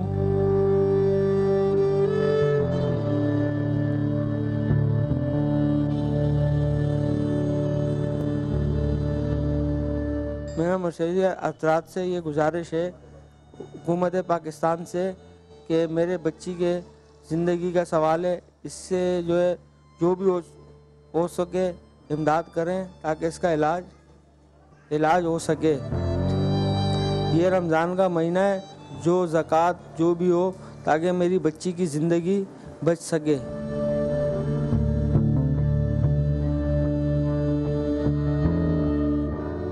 कोई यहाँ अगर बैठा हमको देख रहा है तो प्लीज़ हमारी हेल्प करे। We need it, Laiba needs it. Ayaz भाई क्या कहते हैं आप?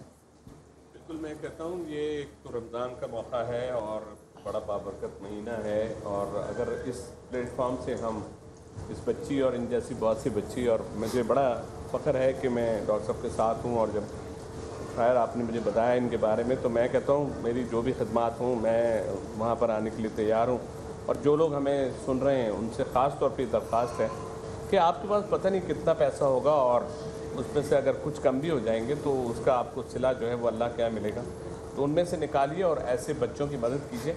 बेशुमार बच्चे हैं और पता नहीं कहाँ कहाँ हैं, लेकिन इस बीमारी का इलाज तो बिल्कुल लेकिन ना पता चल गया है। इसलिए मैं दरख्वास्त करूँगा कि आप लोग इस समा के प्लेटफॉर्म पे जो नंबर आ रहे हैं उनसे रब्ता करें और उनको जो भी पैसे आप दे सकते हैं वो आप दें। और जज्बा आपने देखा कि आम छोटे छोटे बच्चे जो हैं उनमें ये जज्बा है, ये बड़ों में भी ये जज्बा होना चाहिए। शर्मिला, आई नो आपको जाना है।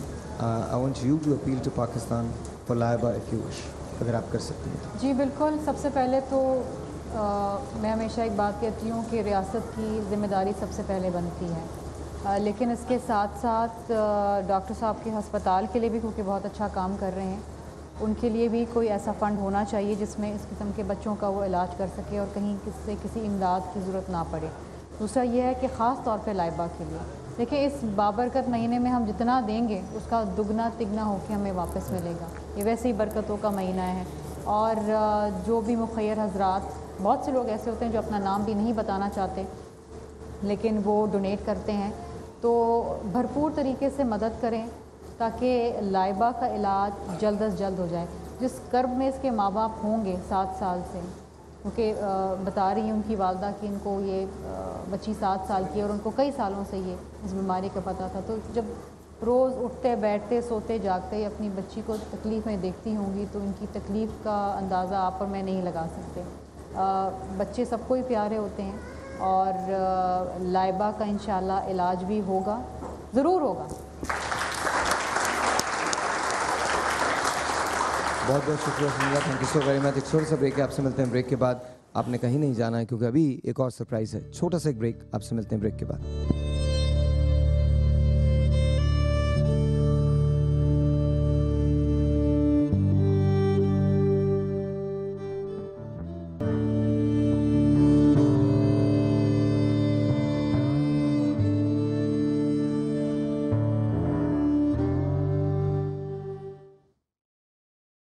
अल्लाह के बंदो लौटाओ, अल्लाह के बंदो लौटाओ, अल्लाह के बंदो लौटाओ, अल्लाह के बंदो लौटाओ। ये दौर है अफरा तफरी का और वक्त है नफ्सा नफ्सी का। ये दौर है अफरा तफरी का और वक्त है नफ्सा नफ्सी का। कुछ होश नहीं इंसानों को, खतरा है सबकी जानों को। एक खौफ सा दिल पे छाया है, हर चेहरा ही मुरझाया है। तौबा कर लो ना घबराओ, अल्लाह के बंदो लौटाओ, अल्लाह के बंदो लौटाओ, अल्लाह के बंदो लौटाओ। क्यों दुनिया में अंधेरा है, क्यों जुल्म ने सबको घेरा है। क्यों दुनिया में अंधेरा है, क्यों जुल्म ने सबको घेरा है। आवाज़ ये दिल से आती है और राज हमें बतलाती है। इस दीन को हमने छोड़ दिया, कुरान से रिश्ता तोड़ दिया। हम नबी की सुन्नत भूल गए, फरमाने इलाही भूल गए। फिर दीन की जानिब लौटाओ, अल्लाह के बंदो लौटाओ, अल्लाह के बंदो लौटाओ, अल्लाह के बंदो लौटाओ। रमज़ान के मुबारक मौके पर अल्लाह ने हमसे फरमाया, रमज़ान के मुबारक मौके पर अल्लाह ने हमसे फरमाया। बस मांगते जाओ उस रब से, खाली नहीं जिसने लौटाया। ये वक्त कभी ना आएगा, ना कोई हमें बतलाएगा। ये बात हर एक को बतलाओ, अल्लाह के बंदो लौटाओ, अल्लाह के बंदो लौटाओ। हाँ, मौत से पहले लौटाओ।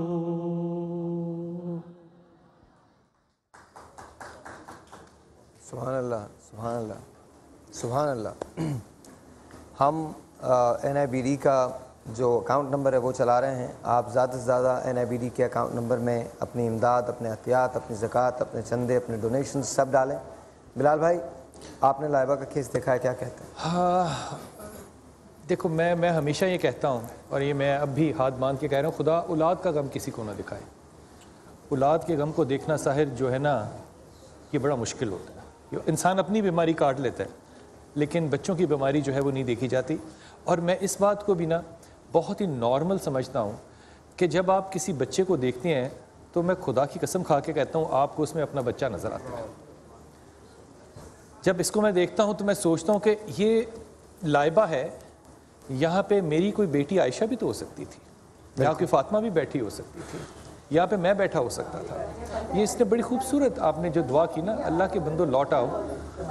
मैं कहता हूँ कि ये लौटना जो है ना, इससे कई मानी हो सकते हैं, लेकिन मैं इस लौटने को एक ही मानी ले रहा हूँ जी। एक वक्त आएगा जब हमें ये वक्त याद होगा, लेकिन ना हमारी ज़ुबान बोलेगी, ना आंखें जवाब देंगी, ना हम सांस ले रहे होंगे, ना बात कर सकते होंगे। उस वक्त लाइबा या तो मेरी कब्र को ठंडा कर सकती है या मेरी कब्र को आग लगा सकती है। माशाल्लाह, माशाल्लाह। दो ही रास्ते होंगे। जितने लोग सुन रहे हैं, देख रहे हैं, ये लौटने का मतलब सिर्फ इतना ही है, ये तुम्हारी कब्र है, ये तुम्हारी ज़िंदगी का फ़ैसला नहीं है, ये तुम्हारी ज़िंदगी के बाद का फ़ैसला है कि तुम आज जो अमल करोगे, जो फ़ैसला करोगे, जो अल्लाह के दिए हुए में से दोगे। खुदा की कसम, ये एक कतरा जो है ना, ये कम नहीं होगा जब तुम दोगे, जो कि इनका हक है। खुदा क्योंकि रब्बुल आलमीन है और रहमतुल आलमीन सहारा है देने वाले, तुम्हारा माल कई गुना बढ़ेगा, कई गुना बढ़ेगा। अगर तुम्हें मेरी बात पे यकीन नहीं है, मैं तो झूठ भी बोल सकता हूँ, मैं कसमन हल्फन कह रहा हूँ, कोई शख्स ये तजर्बा करके देख ले। इमाम अली करमल्लाह कहते हैं कि देने का बेहतरीन वक्त वो होता है जब लोगों के पास ना हो, जब लोगों के पास ना हो, वो बेहतरीन वक्त है। और ये जो मेरे सारे बच्चे यहाँ बैठे हुए हैं, सब के पर्दे होते हैं, मुझे नहीं पता कि इनमें से कितने लोगों ने सहरी भी की होगी, लेकिन ये सब लोग जो हैं वो अपनी ज़रूरत से ज़्यादा पैसे जो हैं वो इस बच्ची को दे रहे हैं। किसी का 100 रुपया जो है ना, खुदा की कसम, एक अमीर आदमी के 1 करोड़ पैसे कम नहीं है, क्योंकि इस बच्ची को जो आप आके और अपने बच्चों के ज़रिए दिलवा रहे हैं, अल्लाह ताला आपको इसकी जज़ाए खैर दे। लेकिन मैं अदब से कहूँगा, वो तमाम लोग, हमें बहुत सी जगहों से फ़ोन आते हैं, मैं तो सोच भी नहीं सकता था कि हमें वहाँ देखा जा रहा होगा, लेकिन मैं अल्लाह का वास्ता दे के, नबी और रसूल का वास्ता दे के, कल इमाम हसन का विसाल है, मैं उनके सदक़े में आपसे अपील करता हूँ कि ये जो बच्ची यहाँ बैठी है, उनकी विलादत है, कल इमाम हसन की विलादत है और खुशी का मौका है ये बड़ा। और आपने कहा कि हमारी खुशियों में खुशी करो और हमारे गम में गम करो। हम उनकी खुशी में खुशी सिर्फ ये कर सकते हैं कि उनके बताए हुए रास्ते पे चलें। और ये बच्ची आज एक पाकिस्तान की बेटी आपसे अपील कर रही है कि आप अपना वो फ़र्ज़ पूरा करो जो अल्लाह ने आपके पास इमानत के तौर पे रखाया है। ये ज़रूरतमंद नहीं है, ज़रूरतमंद आप हैं। अच्छा, ये तो अपना फ़र्ज़ पूरा करने के लिए कह रही है। देखें, उनकी मदर जो है मेरे बराबर में बैठी हैं और जब से प्रोग्राम शुरू हुआ ये रो रही हैं। मैं आपको इस बात का यकीन दिलाता हूँ, लाइबा का तो इलाज हो जाएगा और इंशाल्लाह ज़रूर होगा। लेकिन ये सिर्फ एक लाइबा नहीं है, सिर्फ एक लाइबा नहीं, हज़ारों लाइबाएँ हैं जो रोज़ाना NIBD के दरवाजे पे आती हैं। अगर आपने आज 1 रुपया भी NIBD को दिया, मैंने जाके वहाँ ये मंज़र देखे हैं, मैं जाके उन लोगों में रहा हूँ, मैंने वो सीढ़ियाँ चढ़ी हैं, मैंने वो खून में भरी ड्रिप्स लगी हुई देखी हैं, मैंने वो मास्क देखे हैं। मैं आपको बता रहा हूँ, आज अगर आपने हेल्प की NIBD की, तो आप अपनी ज़िंदगी का सबसे बड़ा नेक काम करें। अच्छा, क्योंकि आप किसी मजबूर माँ को ये नहीं बता सकते। मैं जब उमर की वालदा मेरे पास आई, साहिर, आप किसी भी माँ और बाप को ये नहीं बता सकते कि तुम्हारा बच्चा मर जाएगा। मैं आपको एक और बात किसी को भी नहीं बता सकते। आज रमज़ान है ना, तो हम सही बात करते हैं ना। वैसे तो मैं हमेशा ही करता हूँ, लेकिन आपको भी आज एक वाक़या बताता हूँ। डॉक्टर साहब यहाँ सामने बैठे हैं, अगर मैं झूठ बोल रहा हूँ तो ये बताइए, उसको कह देंगे, या मैं कोई नंबर वंबर के लिए कर रहा हूँ। तो मेरे पास 2 वालिदैन हैं, वालिद का नाम चेतन और वालदा का नाम भागवंती और उनका एक बेटा जिसका नाम जिगर। और वो जब मेरे पास आई तो मैं समा के अपने ऑफिस में बैठा हुआ था, मेरे सामने ही हो आप भी वहाँ थे, वहाँ पर बैठा हुआ था और उन्होंने आके मुझसे कहा कि साहिर भाई मेरे बच्चे को बोन मैरो का प्रॉब्लम है, हमारे पास पैसे नहीं है और मैं जिस भी एनजीओ के पास जाती हूँ वो ये कहते हैं कि हम आपकी मदद नहीं कर सकते।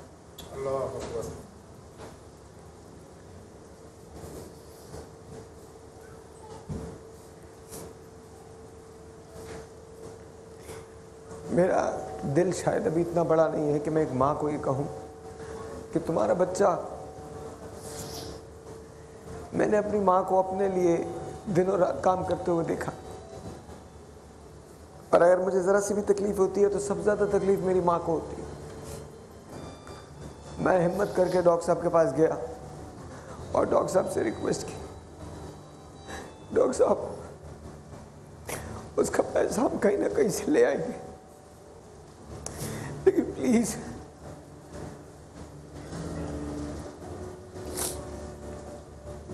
उसका इलाज शुरू कर दें। एंड थैंक यू कि डॉक्टर साहब ने उसका इलाज शुरू कर दिया।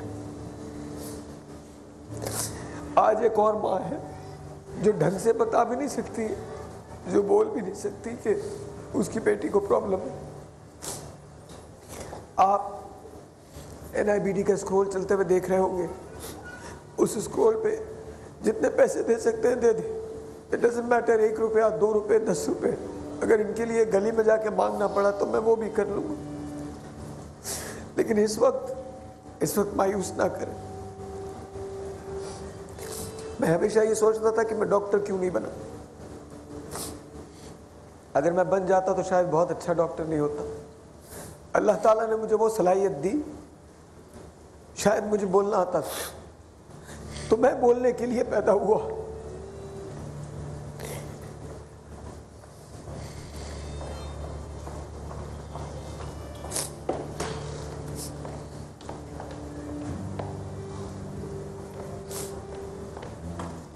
Help us save Laiba.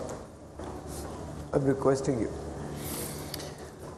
हमने मुझसे देखे हैं, माविया जमील का मुआवजा हमारे सामने है, उमर का मुआवजा हमारे सामने है, अब्दुल्ला का मुआवजा हमारे सामने है, दरख्शां का मुआवजा हमारे सामने है। तो एक मुआवजा और कर दीजिए लाइबा के लिए, आप इस मुआवजे में शरीक हो जाए। I request you. NIBD के लिए जितने एहतियात हो सकते हैं। यहाँ पर मैं अल्लाह का कलाम आपसे शेयर करूँगा।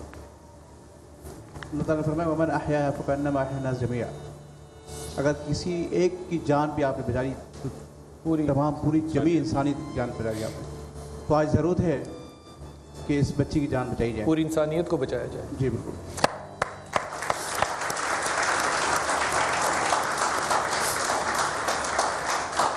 मदनी साहब 1 मिनट है, दुआ कर लीजिए ताकि हम इससे एग्जिट हो सकें और उन तमाम लोगों के लिए और लाइबा की सेहतियाबी के लिए ख़ास तौर पर। बिस्मिल्लाहिर्रहमानिर्रहीम। अल्लाहुम्मा अरहमना बिलकुरआनिल अज़ीम, अल्लाहुम्मा अंफ़अना बिलकुरआनिल अज़ीम। रब्बना आतिना फिद दुन्या हसनह व फिल आखिरति हसनह व क़िना अज़ाबन नार। अल्लाहुम्मा अजिरना मिनन नार। अल्लाहुम्मा अग़फ़िरिल मुस्लिमीन वल मुस्लिमात والمؤمنين والمؤمنات والقانتين والقانتات والصادقين والصادقات والصابرين والصابرات والخاشعين والخاشعات والمتصدقين والمتصدقات والصائمين والصائمات والحافظين فروجهم والحافظات والذاكرين الله كثيرا والذاكرات فيا أحسن الخالقين فيا أرحم الراحمين. اللهم وفقهم إخواننا في الباكستان اللهم انصرهم إخواننا في كراتسية وإسلام آباد. اللهم انصرهم إخواننا في لاهور وكويتا فيا أكرم الأكرمين ويا أحسن الخالقين. اللهم انصرهم إخواننا في برما. اللهم انصرهم إخواننا في الغزة وفلسطين ويا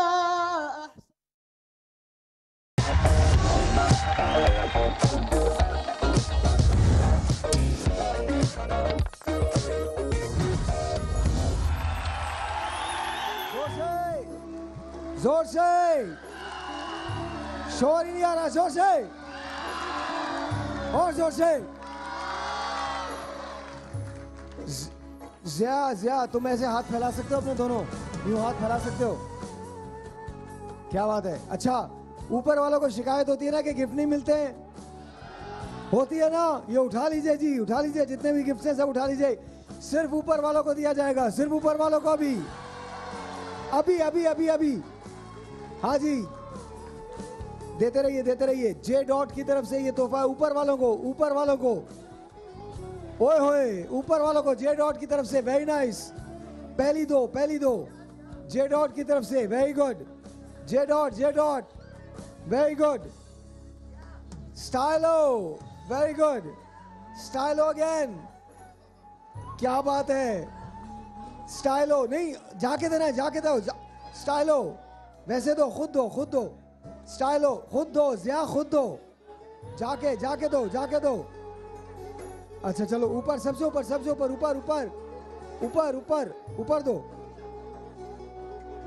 ये ब्रिज पावर अभी सारा सॉफ्ट दिया था। आ जाइए, इधर आ जाइए, इधर। मेरा माइक बढ़ाओ, शोर होना चाहिए। गो 1 2 3 गो।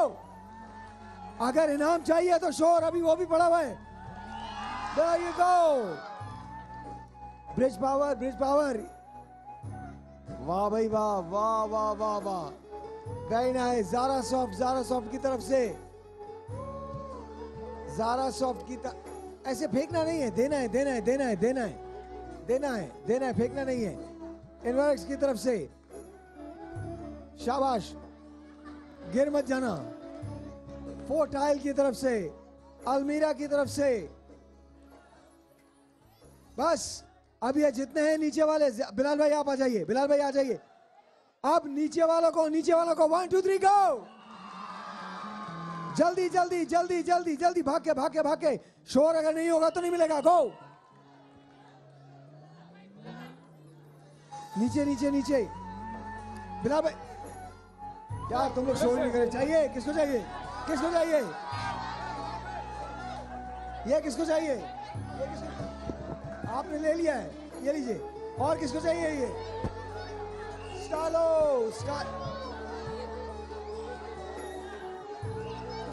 ये लो। लोलान किसको चाहिए? ज़ारा सॉफ्ट। और आ जाइए। अच्छा, मैं आपको एक बात बताऊं, आप लोग शोर नहीं, पीछे आ जाइए। मैं आपको एक मोटर बाइक का सवाल करने जा रहा हूं, लेकिन शोर नहीं हो रहा है। नहीं, आवाज ही नहीं। गो, आप बोलिए। हाँ, आप आ जाइए, इधर आ जाइए। 1 2 3 4 एंड गो। अयाज भाई आ जाइए, अयाज भाई निकालें। हाँ, हो गया।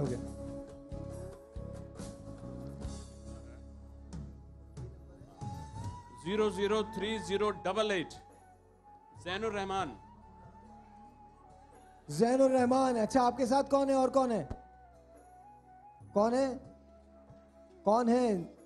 आप हैं? आ जाइए, दोनों आ जाइए। बाइक लेके आइए, गोल्डन सन जल्दी लेके आइए।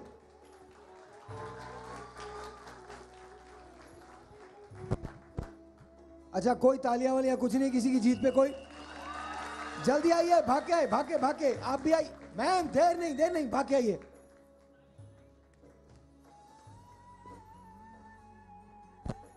आपको सवाल का जवाब देना है तो बाइक मिलेगी, ठीक है? इधर आ जाइए, इधर आ जाइए,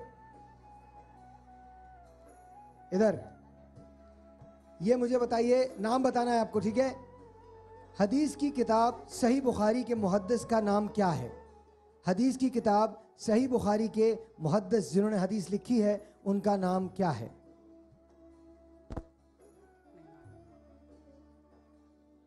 अच्छा, मैं ऑप्शन देना चाहते हैं जल्दी से।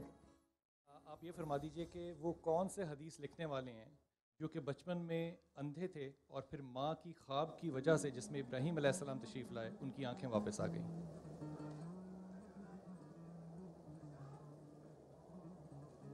कोई बता सकता है? इसको छोड़ दीजिए, इसके 3 ऑप्शन दे दीजिए, इसके 3 ऑप्शन दे दीजिए। मैंने पूछा है कि सही बुखारी जिसने लिखी है उसके मुहद्दिस का नाम क्या है? 3 ऑप्शन बता दीजिए। एक ऑप्शन तो हो सकती है हज़रत अबू हुरैरा ने लिखी है ये किताब। दूसरी ऑप्शन हो सकती है इमाम ज़ैनुल आबिदीन ने लिखी है ये किताब। और तीसरी ऑप्शन हो सकती है कि इमाम इस्माइल बुखारी की लिखी किताब। इमाम ज़ैनुल आबिदीन।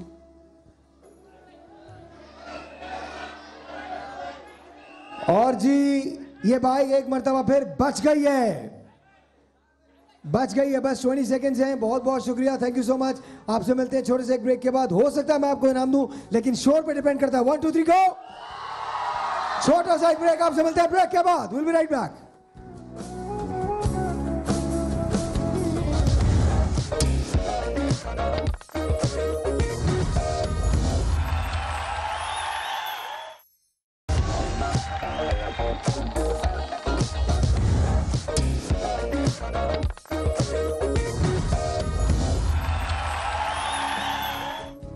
कोई तालियां नहीं बजेंगी तो फिर मोटर बाइक भी नहीं जाएगी। आ जाओ, जाओ, उठ के आ जाओ, सब आ जाओ, जल्दी से जल्दी से जल्दी से। बिलाल भाई आप भी 1 2 3। जेबा आपा, जेबा शहनाज के लिए बहुत सारी तालियां। आ जाइए जी जल्दी से। मोटरसाइकिल का सवाल, मोटरसाइकिल मोटरसाइकिल कोई एक निकाल दें। हाँ भाई नंबर पढ़ो, ये नंबर ये पढ़ना है। ये मुझे तो नजर नहीं आ रहा।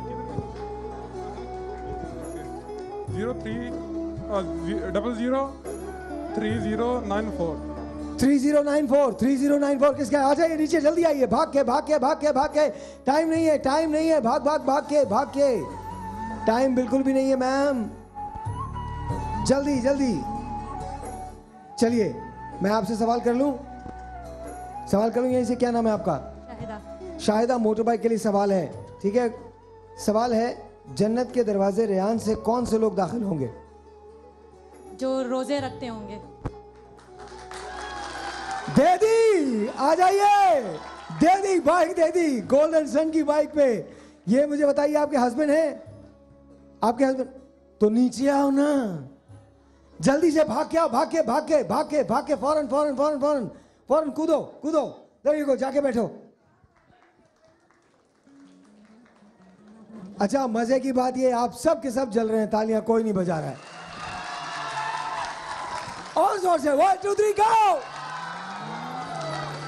ऐसा कैसे हो सकता है? बिठाओ बिठाओ इनको, इनको एक चक्कर खिलाना जल्दी से। ये बता रही मैं इनकी वाइफ हूँ। हाँ जी बिल्कुल वाइफ भी हैं। तो बैठिए, वाइफ पीछे बैठती है। बहन बैठो, बैठ जाओ। There you go, that's it. 1 2 3 और आपकी तालियां। अच्छा कुछ मोबाइल शोबाइल चाहिए हायर के? लेके आओ, जल्दी लेके आओ, जल्दी लेके आओ, जितने हैं फौरन फौरन लेके आओ, फौरन। शोर होना चाहिए। 1 2 3 गो। जोर से जोर से जोर से। ओके, हायर के मोबाइल, हायर के मोबाइल। ओ हायर के मोबाइल, हायर के मोबाइल।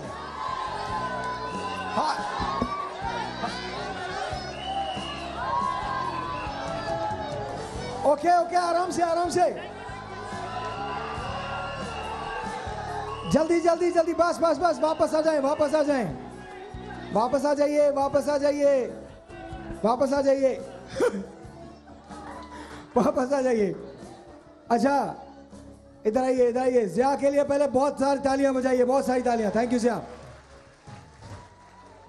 अब ये आप लोग बताएंगे मुझे कि क्या करना है। क्या हम ज़िया को ये बाइक दे दें? जोर से बोलो, दे दे। जरा आप बैठे इस पे।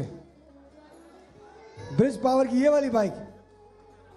अरे तो अब मैं बड़ी कहां से लाऊं? बैठ जाओ, बैठ जाओ।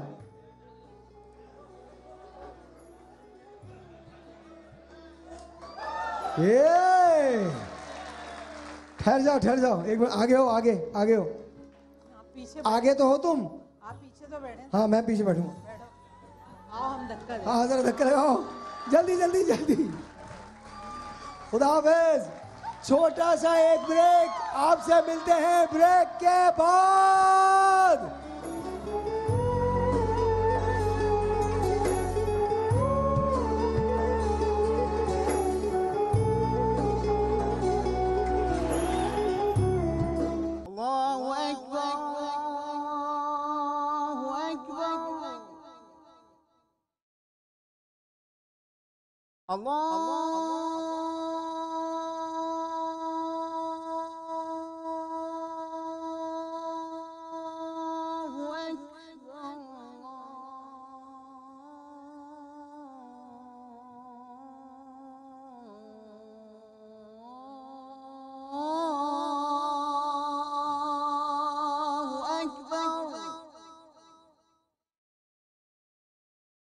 أشهد أن لا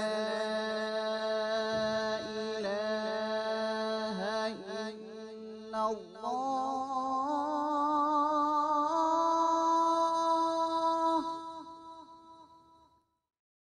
أشهد أن لا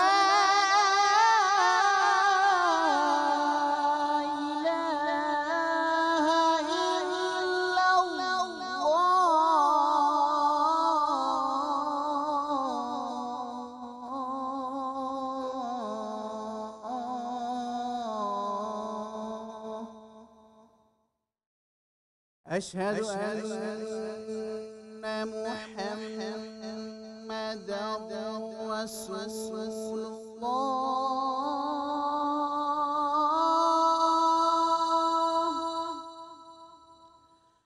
أشهد أن محمدا رسول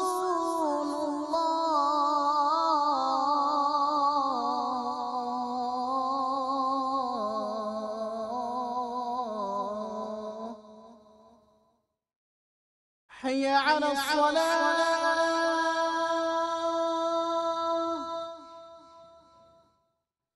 حي على الصلاة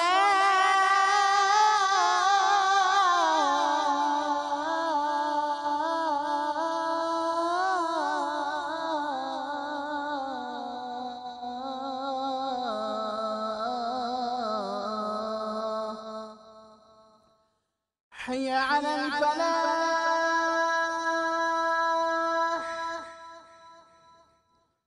حي على الفلاح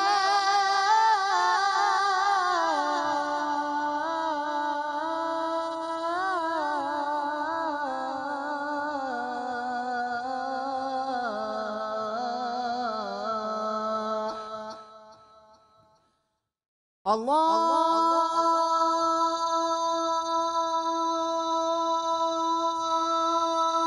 أكبر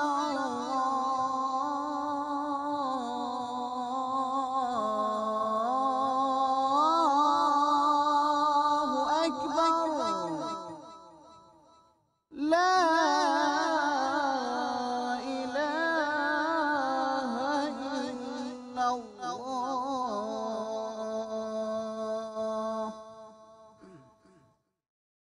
اللهم رب هذه الدعوة التامة والصلاة القائمة آت محمدا الوسيلة والفضيلة والدرجة الرفيعة وابعثه مقاما محمودا الذي وعدته وارزقنا شفاعته يوم القيامة إنك لا تخلف الميعاد ए अल्लाह, इस दावत कायमा और सलात कायमा के मालिक, तू हमारे सरदार हज़रत मोहम्मद सल्लल्लाहु अलैहि वसल्लम को वसीला और फजीलत और बहुत बुलंद दर्जा अता फरमा और उनको मुकाम महमूद में खड़ा कर जिसका तूने उनसे वादा किया है, और हमें क़यामत के दिन उनकी शफाअत नसीब फरमा। बेशक तू वादे के खिलाफ नहीं करता।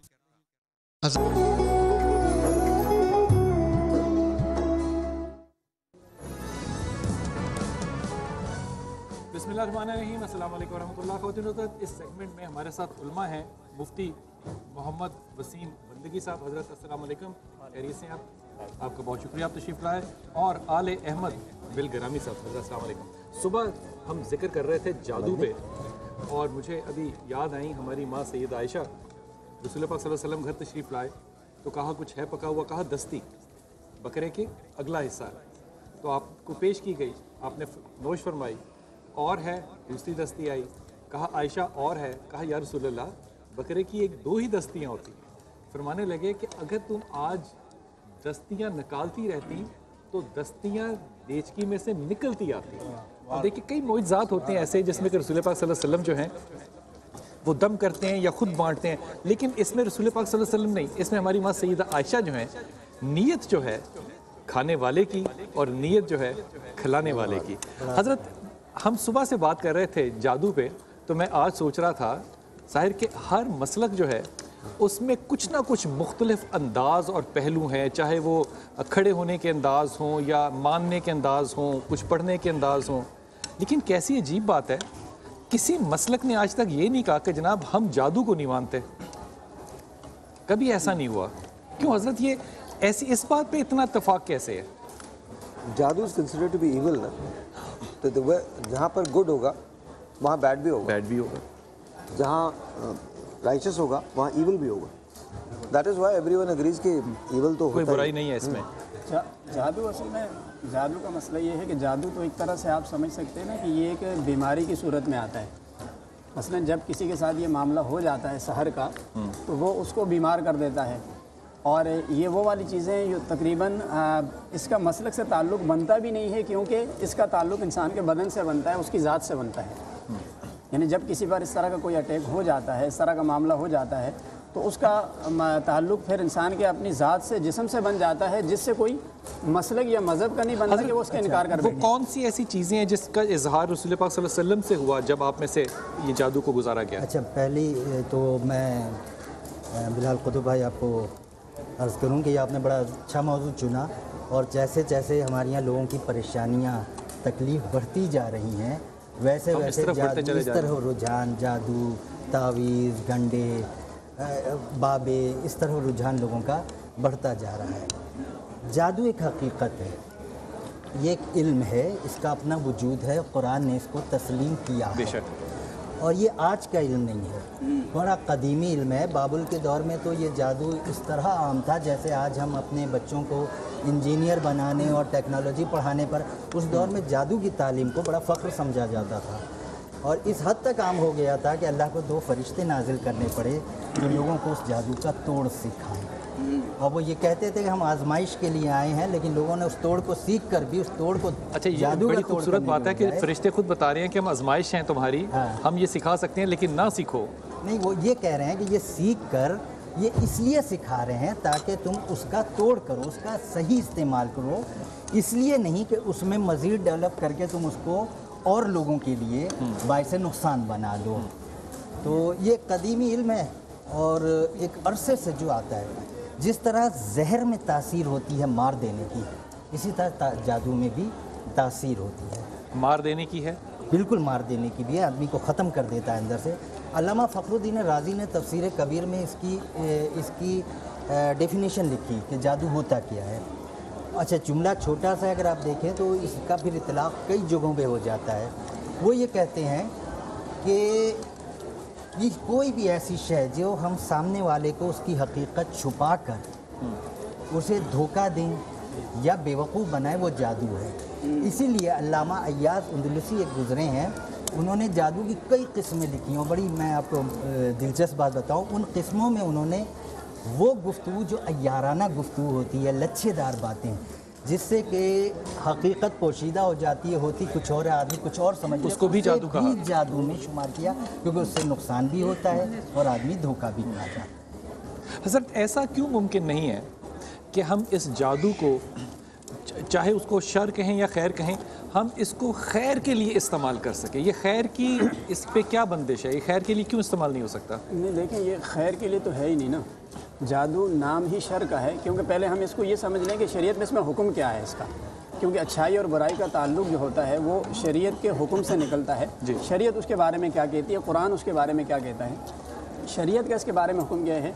हदीस पाक में आता है, हज़रत अबू हुरैरा रज़ी अल्लाह ताला अन्हु रिवायत फरमाते हैं कि आप सल्लल्लाहु अलैहि वसल्लम ने फरमाया कि 7 चीज़ें ऐसी हैं जो इंसान को हलाकत में डाल देती हैं। तो फरमाया कि उन चीज़ों से अपने दामन को बचा कर रखो। उन 7 में पहली चीज़ तो ये फरमाई कि अल्लाह के साथ शिरक करना, और दूसरी चीज़ ये फरमाई कि जादू का सीखना या जादू का करना या जादू का कराना। अब चूँकि इसका शर से तो खैर से का तो कोई पहलू इसमें से निकल ही नहीं सकता है। एक अदब से सवाल, शैतान का कोई खैर से ताल्लुक़ है? नहीं है ना। अब बुखारी शरीफ सामने रखिए जी, अल्लाहु ला इलाहा इल्ला हुवल हय्युल क़य्यूम, ये शैतान ने किसको बताया? हज़रत अबू हुरैरा को। और मोहम्मद सल्लल्लाहु अलैहि वसल्लम ने क्या कहा? है तो झूठा, बात सच कह के गया। बात सच कह कर गया, बिल्कुल ये बात दुरुस्त है। उसने तो असल में जो चीज़ बताई थी ना, उस शैतान का अपना ताल्लुक़ तो शर से है, लेकिन जो चीज़ वो बता रहा है आप उसको देखें ना, वो बता क्या रहा है। वो बता रहा है अल्लाहु ला इलाहा इल्ला हुवल हय्युल क़य्यूम, वो बता अल्लाह का कलाम रहा है असल में। तो इसलिए वो उसका बताने का चाहे जो भी मकसद हो, लेकिन उसने जो चीज़ बताई थी ना, वो चीज़ खुद खैर है, वो चीज़ खुद खैर है। ये बात अलग है कि बताने वाला बंदा खुद से ही नहीं। मैं एक बात करना चाहूँगा बिलाल भाई, आपने बड़ा टेक्निकल सवाल किया कि इस इल्म को हम खैर में खैर के क्यों नहीं इस्तेमाल कर सकते हैं। इसलिए कि इस इल्म की अभी मैंने जैसे अल्लामा फ़खरुद्दीन राज़ी की डेफिनेशन बताई जो उन्होंने जादू की, उन्होंने कहा कि इसका मकसद ही होता है धोखा देना। इसकी बुनियाद जो होती है ना, वो बुनियाद ये होती है कि हकीकत छुप जाए, सामने वाले के सामने हकीकत छुप जाए और वो धोखे में आ जाए। मतलब हम जो दिखा रहे हैं, आप ही की बात को बड़ा कर रहा हूँ, बुराई छुपा लूँ और अच्छाई दिखा दूँ, ऐसा हो नहीं सकता। क्यों हजरत? बुराई नहीं होगी तो अच्छाई होगी, बुराई छुपा के अच्छाई कैसे? बुराई को आप अच्छाई नहीं दिखा सकते ना। जादू का मकसद ये प्लेट है, हकीकत क्या है? प्लेट है। अब जादूगर नज़रबंदी करके आपको इसकी हकीकत छुपा देगा और वो प्लेट के बजाय आपको मसलन गिलास नज़र आने लगेगी। बुनियाद ही इसकी धोखा होती है। और इसमें जो भी तरीक़े इख्तियार किए जाते हैं, जितने मंतर पढ़े जाते हैं, वो सब कुफ्रिया अल्फाज पे मुश्तमिल। हज़रत कभी किसी ने ये बताया नहीं है कि जादू करने वाला जो है वो जो मंतर पढ़ता है वो क्या होते हैं? हर किसी का अपना गुमान है, गैस करते हैं, लेकिन किसी ने कभी बताया नहीं कि क्या होता है ये। इसमें यह है कि ये जादू के जैसे सिलसिले हैं, जैसे टेक्नोलॉजी के सिलसिले होते हैं कि ये अमेरिकन टेक्नोलॉजी है, ये चाइना की टेक्नोलॉजी है। जादू के भी सिलसिले हैं। ये बाबुल से चला, कुछ यूनानियों ने इस पे अपनी मेहनत की, फिर इधर हिंद में आया तो ये जो हिंदू जोगी थे इनकी। मैं चाह रहा था इसमें तवज्जो फरमाएं कि ये होता करते क्या, अंदाज क्या होता? हाँ, इसके जो है ना इसकी 3 अक़साम बयान की जादू की। एक है जादू अलवी, वो तकरीबन नापैद हो गई है। उसमें ये सितारों और आसमान और जराम फल्की से ये इस्तेमदाद लेते थे, उस पर कुछ रिसर्च करते थे, उससे एक ताकत लेके ये करते थे। वो तो उस इल्म के माहिर तो ख़त्म हो गए। दूसरा होता है जादू सिफली। जादू सिफली में शयातीन, जिन्नात, इन पर मेहनत करके काबू पाते हैं। इनके ज़रिए ये मदद हासिल करते हैं और इनको अपना ग़ुलाम बनाकर ये अमल करवाते हैं। तीसरा जादू है, वो जादू क़ल्बी कहलाता है। इसके अंदर मंतर पढ़े जाते हैं। ये मंतर वही मंतर है जो कहा है कि रसूलुल्लाह सल्लल्लाहु अलैहि वसल्लम की दुनिया में आमद से पहले शयातीन जो है वो आसमान पर जाया करते थे और आधी बात सुनते थे और आधी बात आके बताते थे। ये वही शयातीन के तालीम किए हुए मंतर हैं जो आज तक चल रहे हैं और रसूल की आमद के बाद वो आसमान के रास्ते उनके लिए बंद कर दिए गए। तो ये वो मंतर हैं, ये वो लफ्ज़ हैं जिसकी गर्दन आपको मालूम है अल्फाज की में बड़ी ताकत होती है। एक लफ्ज़ आपको एकदम तैश में भी ला सकता है, एक लफ्ज़ एकदम आपको मोहब्बत में भी ला सकता है। ये अल्फाज होते हैं, ये मंतर होते हैं जो एक कदीम दौर से मुख्तलिफ लोगों से चले आ रहे हैं। अच्छा, मैंने ना साहिर एक मंतर सीखा एक से हिंदुस्तान में, और मैंने उसको इतना पढ़ा कि इसका कोई तो असर नज़र आए। वो मंतर था तमागुस बदान यसुवाद वगदा से नौ फना गादस। उसने कहा इसको पढ़ना है, ये संस्कृत है और इसको पढ़ना भी गुस्ल खाने में है, और फिर जो ख्वाहिश करोगे वो यूं पूरी होगी। ना तो इसका कोई अमल फ़ायदा दिया, ना इसका कोई असर हुआ, ना मैंने इसका कभी असर देखा नहीं। लेकिन अगर मैं ये कहूँ कि जो रसूल ने बताया कि लाहौल पढ़ना है उससे 99 बीमारियाँ दूर होती हैं, मैंने उससे बीमारियाँ दूर होते देखी हैं। बहुत खूबसूरत बात आपने कही, बहुत खूबसूरत बात की, और ये कुरान का एजाज़ है। इस बारे में खुद कुरान करीम के अंदर ही आया, जो आप कह रहे हैं ना कि मंतर से हमें कोई फ़ायदा नहीं नज़र आ रहा। अगर बिलफर्ज कभी इसका फ़ायदा नज़र भी आएगा तो वो बिल्कुल आर्जी होगा, और वो भी हकीकत में फ़ायदा नहीं होगा। उस वक्त तो हम समझ रहे हो कि शायद इससे कोई फ़ायदा हो रहा है, लेकिन हकीकतन वो फ़ायदा नहीं होता, उसमें आगे चलकर नुकसान ही होता है। उसकी एक बड़ी वजह ये भी है, कुरान करीम में अल्लाह ने फरमाया वला युफ्लिहु साहिरु हैसु अता, फरमाया कि जो जादू करने वाला है वो कहीं भी कभी कामयाब नहीं हो सकता। इसका मतलब उसकी हकीकतन कामयाबी नहीं है, आर्जी है। जिस तरह मूसा अलैहिस्सलाम के ज़माने में आप देखें, फ़िरौन के सामने जब हज़रत मूसा अलैहिस्सलाम ने मौजज़ात का इजहार किया, उसने समझा कि शायद ये कोई जादू सीख कर आ गए, बहुत बड़ा जादू लेकर आएँ। तो फ़िरौन के दरबारियों ने मशवरा दिया, तो उसने कहा कि मैं भी आपके मुकाबले में जादूगर लेकर आऊँगा। अब वो अपने बहुत सारे जादूगरों को लेकर आ गया। एक रिवायत में 17, एक में 70,000 आया। अब इतनी बड़ी तादाद में जादूगरों को जमा किया, और मेले का एक दिन लगता था, उसका तयन किया कि भाई आज मुकाबला होगा हज़रत मूसा अलैहिस्सलाम से। सब वहाँ पर जमा हो गए। अब इतनी बड़ी तादाद में जादूगर आए तो वो रस्सियाँ, लाठियाँ, जो कुछ भी उनके पास था, अब ये उनका आर्जी फ़ायदा था। उन्होंने वो अपने जादू के जरिए, मंत्र के जरिए उन्हें सांप और बिच्छू, बहुत सारी चीज़ें बना डाली। इन जादूगरों का फ़ायदा पता है क्या हुआ था? जी, रिवायत है अल्लाह ताला ने इन तमाम लोगों को ईमान दे दिया था। ईमान दे दिया, बिल्कुल। और हज़रत ने पूछा, नबी ने पूछा कि आपने इनको ईमान क्यों दे दिया, ये तो मेरे मुकाबले में आए थे। कहा मूसा तूने गौर नहीं किया, ये तेरे जैसा लिबास पहन के आए थे, तो मुझे अच्छा लगा जो मेरे नबी जैसा लिबास पहन के आए, तो मैंने इनके दिलों को नरम कर दिया। बल्कि इसमें एक और भी मुफस्सिरीन कराम ने एक और वजह भी लिखी। ये वजह भी होगी, उन्होंने एक वजह ये भी लिखी कि उनको ईमान की दौलत क्यों मिली, क्योंकि जब ये मुकाबला शुरू होने लगा तो वो जादूगर जो थे ना, उन्होंने अज़राहे अदब मूसा अलैहिस्सलाम से ये पूछ लिया कि आप पहले कुछ दिखाएंगे या हम कुछ करें। जिस तरह के कुरान की आयत में भी है, उसका मफ़हूम यही है। तो मूसा अलैहिस्सलाम ने उनसे फरमाया कि नहीं, तुमने जो करना है वो करके दिखाओ। अब उन्होंने अपने जादू के ज़रिए लाठियाँ वगैरह जो भी फेंक के उसको सांप बिच्छू बना दिया। मूसा अलैहिस्सलाम ने अपना आसा मुबारक ज़मीन पर डाल दिया। फ़अल्क़ा मूसा असाहु फ़इज़ा हिय तल्क़फ़ु, तो वो आपका आसा मुबारक बहुत बड़ा एक अजदहा बन गया। वो तो मौजज़ा था, वो जादू नहीं था। अच्छा, जो जिस फ़न का माहिर होता है वो उस फ़न के बारे में उसकी हकीकत से मतलब पूरी तरह आगाह होता है। जब जादूगरों ने देखा कि मूसा अलैहिस्सलाम ने जो रखा है और उसने हमारा किया हुआ जादू सब हड़प कर लिया, खा लिया, वो उस फ़न के माहिर थे, वो समझ गए ये जादू नहीं है, ये जादू नहीं है। अच्छा, फिर उसके बाद वो सजदे में गिर पड़े, वल्क़ियत सहारतु साजिदीन। लेकिन मुफस्सिरीन कराम लिखते हैं कि जो उन्होंने अज़राहे अदब मूसा अलैहिस्सलाम से ये कह दिया था ना कि आप पहले करना चाहते हैं या हम कुछ कर लें, फरमाया ये उनके अदब का सिला अल्लाह ने उन्हें ये अता फरमा दिया कि दिल में ईमान की रोशनी पैदा हो। मेरे ख्याल से एक बात हम अपने नाजरीन को और बता दें, वो भी फ़ायदे होगी कि जादू और मौजिज़े में फ़र्क क्या होता है। नहीं, मैं एक सवाल करना चाहता हूँ, उसके बाद ज़रूर आप बताइएगा।